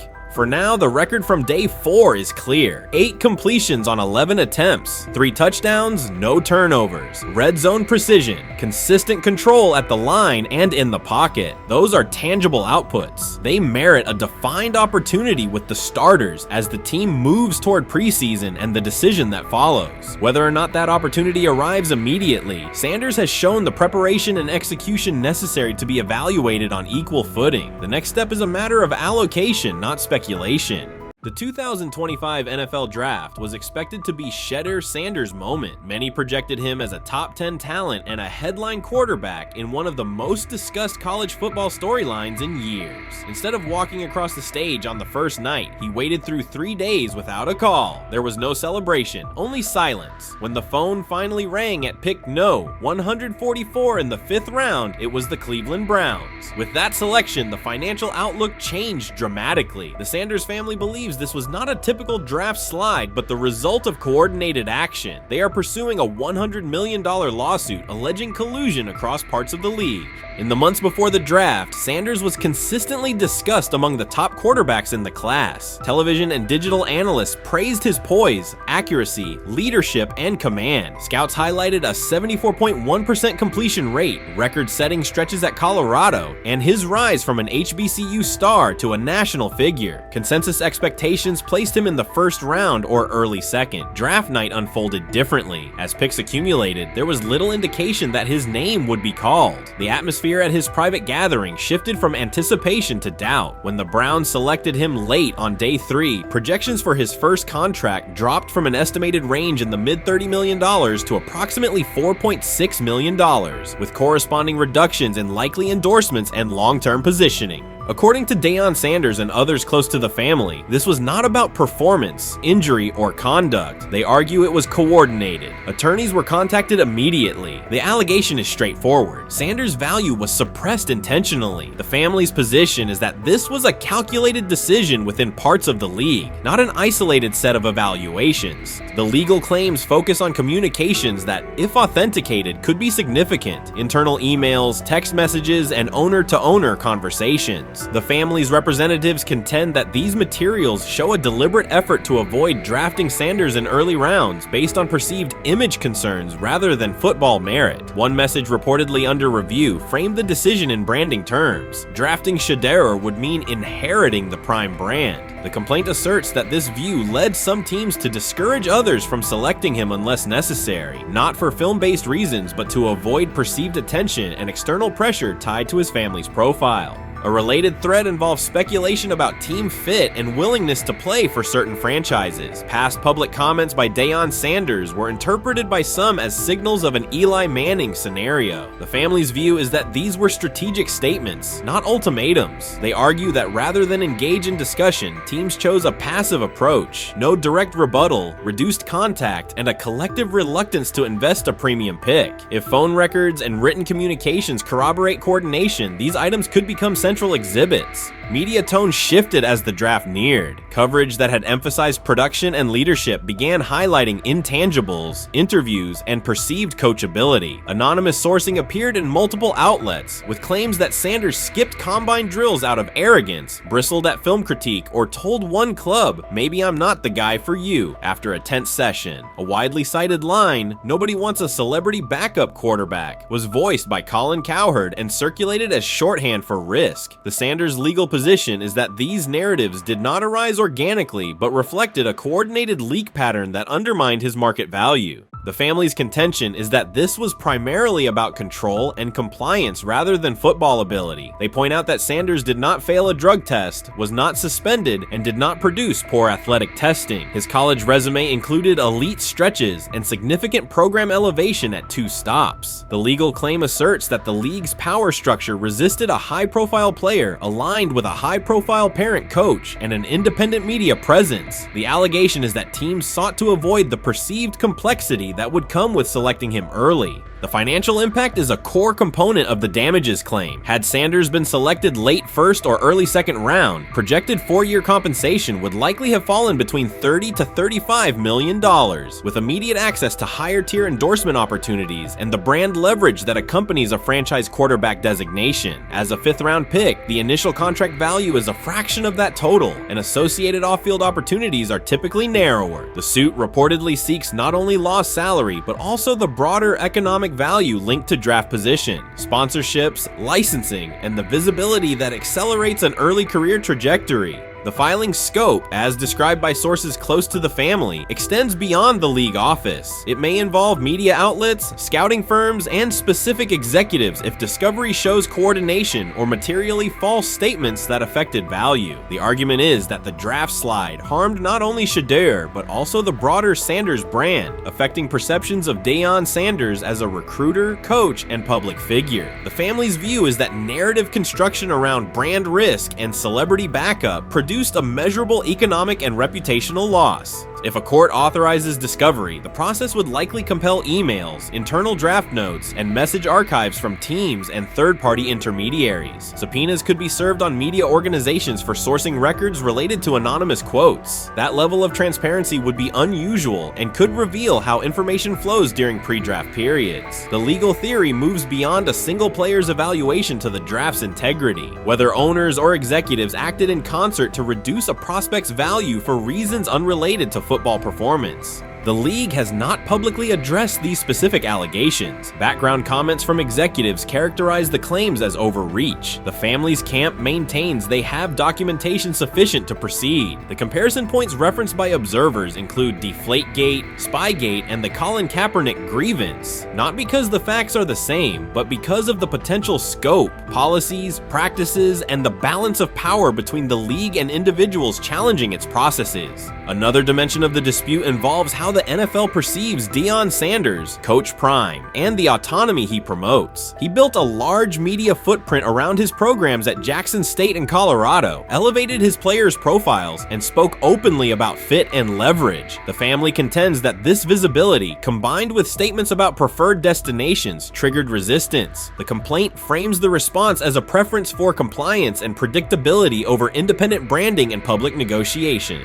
The suit also addresses the pre-draft decisions that critics point to, skipping the Senior Bowl, declining full workouts at the NFL Scouting Combine, and candid interviews about team fits. The family characterizes these as strategic choices commonly made by top prospects, not evidence of entitlement. Their view is that similar decisions by other players did not produce the same narrative because those players fit more comfortably within league expectations. The risk calculus is clear. Bringing a suit of this magnitude invites professional consequences. The family acknowledges that some within the league may react negatively. Their position is that the principle at stake, transparent and fair valuation, warrants the risk. The message they intend to send is that manufactured narratives and coordinated devaluation should face scrutiny, particularly when they affect earnings, opportunity, and reputation. If the case advances, several outcomes are possible. The court could find insufficient evidence of coordination, limiting the scope to individual judgments protected as opinion. It could also find enough to proceed to broader discovery, which would have implications beyond one player, including potential changes to how teams document evaluations and how media handle anonymous sourcing close to the draft. Agents might push for reforms, including clearer guardrails around leaks and standardized prospect communication records. For now, Sanders is working within the Browns structure. He has avoided public escalation beyond confirming focus on preparation and development. The lawsuit is a separate track managed by counsel. This dual approach, professional routine on the field and legal action off it, reflects the family's strategy. They intend to contest the process they believe harmed him while meeting club expectations day to day. The The core allegations remain consistent across their statements. A talented quarterback saw his draft value suppressed by coordinated behavior tied to branding concerns and public positioning rather than football merit. Media narratives amplified that shift, and the result was a substantial, quantifiable loss. The remedy sought includes compensation and a measure of accountability that could deter similar conduct. Whether the claims are ultimately proven will depend on documentation and testimony. If emails, texts, and call logs substantiate coordination, the impact could be significant, prompting policy review around pre-draft communications and media engagement. If not, the case may narrow to disputes over opinion, perception, and the gray areas of scouting. Either way, the filing signals a willingness to confront entrenched practices and to test in court how far the process extends beyond film and interviews. This situation has moved from speculation to litigation. It addresses control, image, and power in a system that influences careers and compensation. It also underscores how public narratives can shape market outcomes. Sanders' path now has two tracks: earning opportunities on the field in Cleveland and seeking redress off the field for what the family views as an avoidable and orchestrated loss. The questions at stake are larger than one draft slot. They touch on how the league values independence, how information is weaponized, and what recourse exists when a player believes the evaluation moved from football to optics. The answers will emerge through practice reps and, potentially, through discovery and a courtroom record. Rich Eisen addressed the armchair analysts and online critics head-on. Shedeur Sanders just received his opportunity, and the backlash arrived immediately. Eisen responded with a clear, point-by-point case explaining why the criticism misses the mark. If you thought Shedeur's rise was rapid, Eisen's analysis puts it in proper context. Here's what he laid out on air. Already speaking in Cleveland high schools. Weekend after, flying out immediately to get to work. But his character's terrible, right?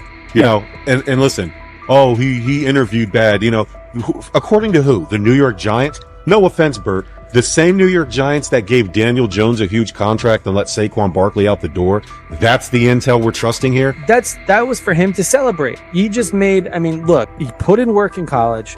He had the privilege of being coached by his father, which we all would love and do. Turned around not one but two programs in college football, and then literally for any athlete, being drafted at the highest level is a success story in itself. Rich Eisen delivered a direct response to the critics. He addressed the online claims reducing Shedeur Sanders to Deion Sanders' son instead of evaluating him as a quarterback on merit. Eisen challenged those assumptions and refocused the discussion on performance, preparation, and opportunity. Say Kenny Pickett had strained his hamstring. Shedeur, they say his first day in pass, 9 for 9, 2 touchdowns, no interceptions. Really was just hating on this young guy. Within minutes, Rich Eisen delivered a structured breakdown, addressing each claim with evidence and dismantling weak narratives through clear analysis. He replaced speculation with data and kept the focus on what matters: decision-making, accuracy, leadership, preparation, and game management. The reality is simple. Shedeur Sanders was not given this opportunity. He earned it through performance and consistency against real competition. He accepted the role, met the standard, and handled the moment with professionalism and urgency. No shortcuts, no favors, just results and readiness. Eisen's point was direct. Evaluate Shedeur on his work, not assumptions, and acknowledge that he has justified the opportunity on the field. I've done it at 2 locations already, so it's simple.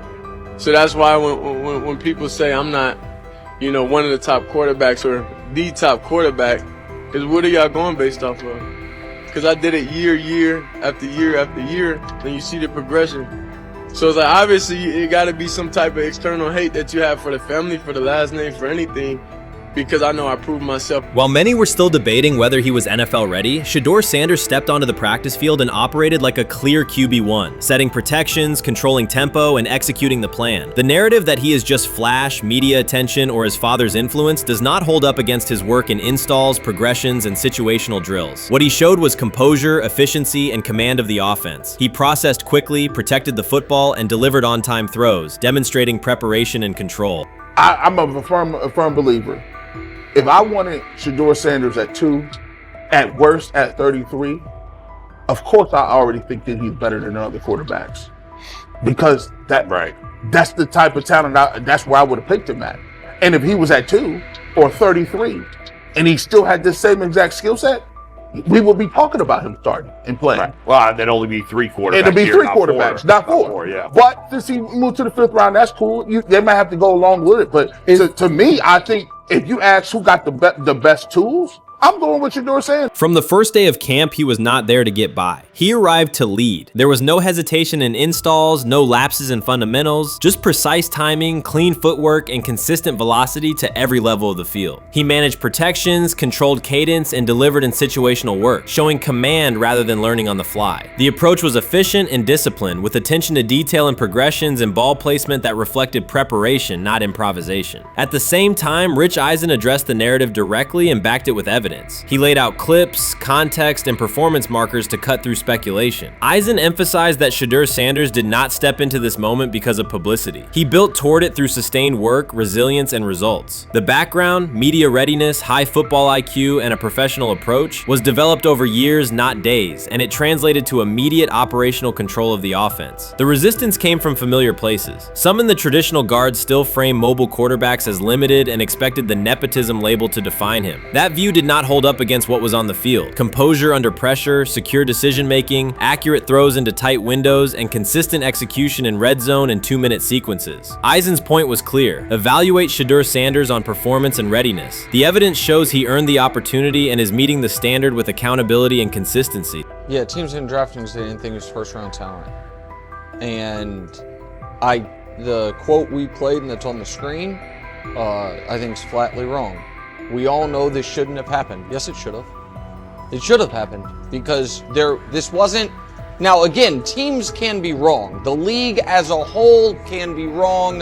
Hell, the Baltimore Ravens drafted a 25-year-old tight end before they drafted Lamar Jackson in the same draft. The die is not cast on who Shedeur Sanders. He stated it plainly. This is not a celebrity appearance. This is a quarterback with pocket presence, leadership, and decision-making that stands on its own. You either show it or you settle into a backup role. Shedeur Sanders is not auditioning. He is establishing himself as the starter. When the opportunity arrived, whether through injury, trade, or depth chart changes, Shedeur was prepared and delivered. He did not hesitate. He executed the offense and finished drives. As others tried to catch up to what they were seeing, Rich Eisen reinforced the same message he has been repeating. Evaluate the work. Camp reports have been consistently positive, but the important shift is how the performance is being received. Casual attendees who came to observe left talking about Shedeur's command and poise. Detailed observers focused on his pre-snap reads, protection checks, and audibles, highlighting the mechanics, timing, and ball placement that support efficient, controlled play. You first, when you take a look at both of these QBs, who had the most impressive start so far in the preseason?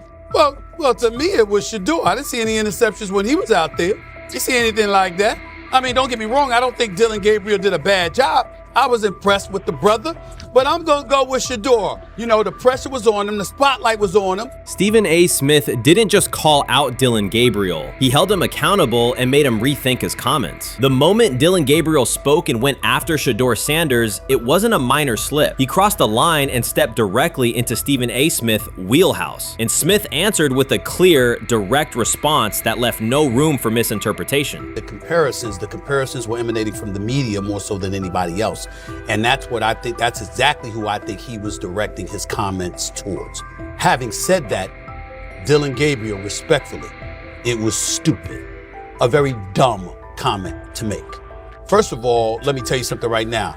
In every walk of life, far beyond the parameters of a football field. This wasn't casual sports commentary, it was a decisive critique. Dillon Gabriel's comments were taken apart by Stephen A. Smith with clear, direct points. Gabriel, a quarterback with solid stats but limited top-level achievements, chose to take a public shot at Shedeur Sanders. Shedeur, who has handled sustained media scrutiny and on-field expectations, became the target of an unnecessary criticism. Smith responded by challenging Gabriel's standing to make that claim, and by defending Sanders on the facts. The outcome was clear. Gabriel overreached, and Sanders didn't deserve the hit. Dan Orlovsky would sit up here in comparison to Shedeur Sanders, who did no such thing, and say, hey, thought he looked better.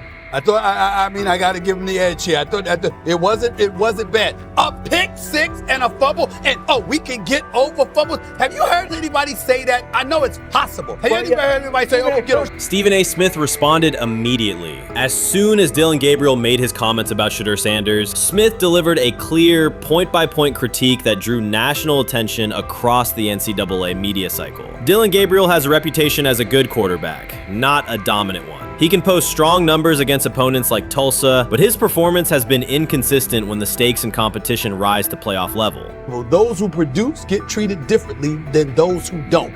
What he said echoes the mentality of all of America practically, and most certainly the world, as we see things being globalized more and more every day. It was a stupid, idiotic, immature comment, because clearly you were feeling the heat because a lot of people was talking about how Shedeur should be QB. Dillon Gabriel is a capable quarterback, but not a standout. Even so, he chose to talk down to Shedeur Sanders, a quarterback who has navigated constant scrutiny and pressure and still represents the future of a program that was struggling before he arrived. The comparison was weak. The criticism was unnecessary. Stephen A. Smith recognized that and dismantled Gabriel's argument with a clear, direct response.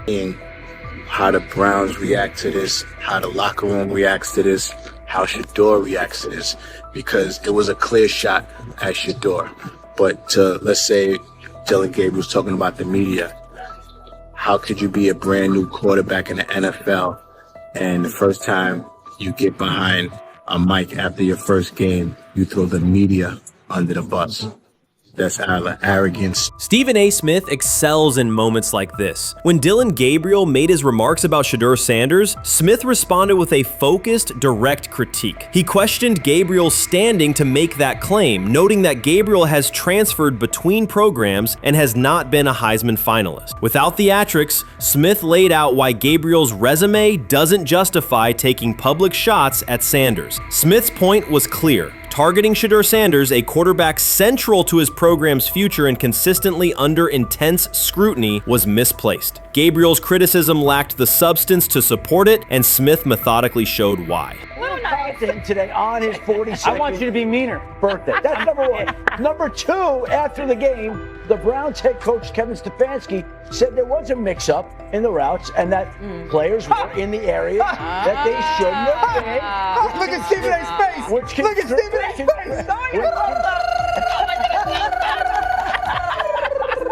Look at his face. Stephen A. Oh my Lord. The strength of Stephen A. Smith's response was that he didn't just address Gabriel's remarks. He challenged the image around him. Dillon Gabriel often presents himself as an overlooked contender ready to surprise. But the reality is that his profile hasn't commanded broad attention. It's a clear reminder that not every opinion carries equal weight. In defending Shedeur Sanders, Stephen A. was direct and precise. Shedeur isn't just a quarterback. He is Deion Sanders' son, which subjects him to scrutiny far beyond anything Gabriel has faced. Even under that pressure, Shedeur has maintained his composure, shown confidence, and delivered in key moments that helped revive a program many had written off. Stupidity, all of it. I thought it was a clear shot at Shedeur due to the fact that his Oregon coach threw a shot at Coach Prime and Shedeur during their meeting at Colorado last year. But you know what? The cream rises to the top. Let's see what happens this week. I see a lot of the media talking about they think it was about the media and not about Shedeur. And I think that's a chess move. For Dillon Gabriel to take shots at Shedeur Sanders was a miscalculation. Stephen A. Smith made the mismatch clear. Gabriel's attempt to shame Sanders was unnecessary and counterproductive. You don't target Deion Sanders' son when Deion has turned Colorado into primetime television. It underscored that Dillon Gabriel has often played with a chip on his shoulder because the spotlight hasn't followed him. He has been around long enough to compile numbers but not to earn broad respect. That's why going after Shedeur was misguided. Sanders, despite ups and downs, drives headlines. Gabriel's most notable headlines have been his transfers. Stephen A. Smith pressed that point without hesitation, challenging Gabriel's standing and leaving his argument looking like a forced throw that turns into a pick six. You know what? Still needs to thank me a little bit more for that restaurant I treated him and his family to, because it was big time, and stop embarrassing me by going places and trying to use coupons. That's how pathetic he is. The point is that a pick six and a fumble is usually considered a bad day. Stephen A. Smith didn't need to raise his voice to make the point. He presented Dillon Gabriel as a player whose talk outpaces his resume and defended Shedeur Sanders with clear comparisons. That's why he called Gabriel out so directly. The comparison wasn't just unfair, it was forced. Now look at Gabriel's record. The numbers are solid and he can win against average defenses, but the resume lacks defining markers. There's no sustained Heisman contention, no late season surge that reshaped the national picture, and no postseason moment that cements a legacy. The track record reflects steady production, not top-tier impact. That's the gap Smith underscored. Gabriel's criticism of Shedeur Sanders wasn't supported by what he has accomplished, while Sanders continues to carry a program under constant scrutiny. Let's see some of them step up and make some plays out there. Ain't no way. Gabriel Ain't no way. He's not built like that. No way. And this one is picked off and going back the other way. Oh my God, why did he stop playing? Now it's a foot race. And that is that. They told me bust out my AP, perfect timing. H-time, we about to get legendary. Shedeur start the next game, baby. Shout out Dillon though, you know what I'm saying? Bro, I love you, my heart. What am I bigger than cheese, bro? You know what I'm saying? But Shedeur got it. Shedeur Sanders is a national brand who draws viewers for both performance and result. Dillon Gabriel's attempt to diminish him read as resentment. And Stephen A. Smith called out the insecurity and lack of awareness directly. Colorado under Deion Sanders is prime time, and Shedeur sits at the center of that spotlight. If Gabriel expected the sports world to agree while he took a shot at Shedeur, he misread the moment. Smith dismantled the argument and questioned the credibility behind it. Gabriel will move on. He'll keep playing, give interviews, and have fans, but this exchange will trail his media profile as a reminder of a misstep. It's a clear example of a resume that doesn't justify taking public aim at a quarterback carrying that level of scrutiny and responsibility. For the Cleveland Browns preseason game today is that the way that some white folks watched Shedeur Sanders last week is the way that some black folks were watching Dillon Gabriel today. And it's not Dillon Gabriel for Dillon Gabriel's sake. Most folks don't have a problem with Dillon Gabriel. It's what he represents, which is the disrespect of a black person for no other apparent reason than they are a confident black person. Dillon Gabriel thought he was aiming up. Instead, he was placed back among quarterbacks who are good but not great. Stephen A. Smith made the central point. Dillon Gabriel doesn't shape the conversation. Sports are about narrative as much as numbers, and Gabriel's story doesn't move the culture, while Shedeur Sanders does. Smith highlighted that contrast clearly. By the end, Gabriel's credibility had taken a measurable hit. The critique was decisive and sent a broader message to any player considering public shots at Shedeur Sanders. If you step into that debate, you will be held to a higher standard and your resume will be tested. Dillon Gabriel learned that the hard way.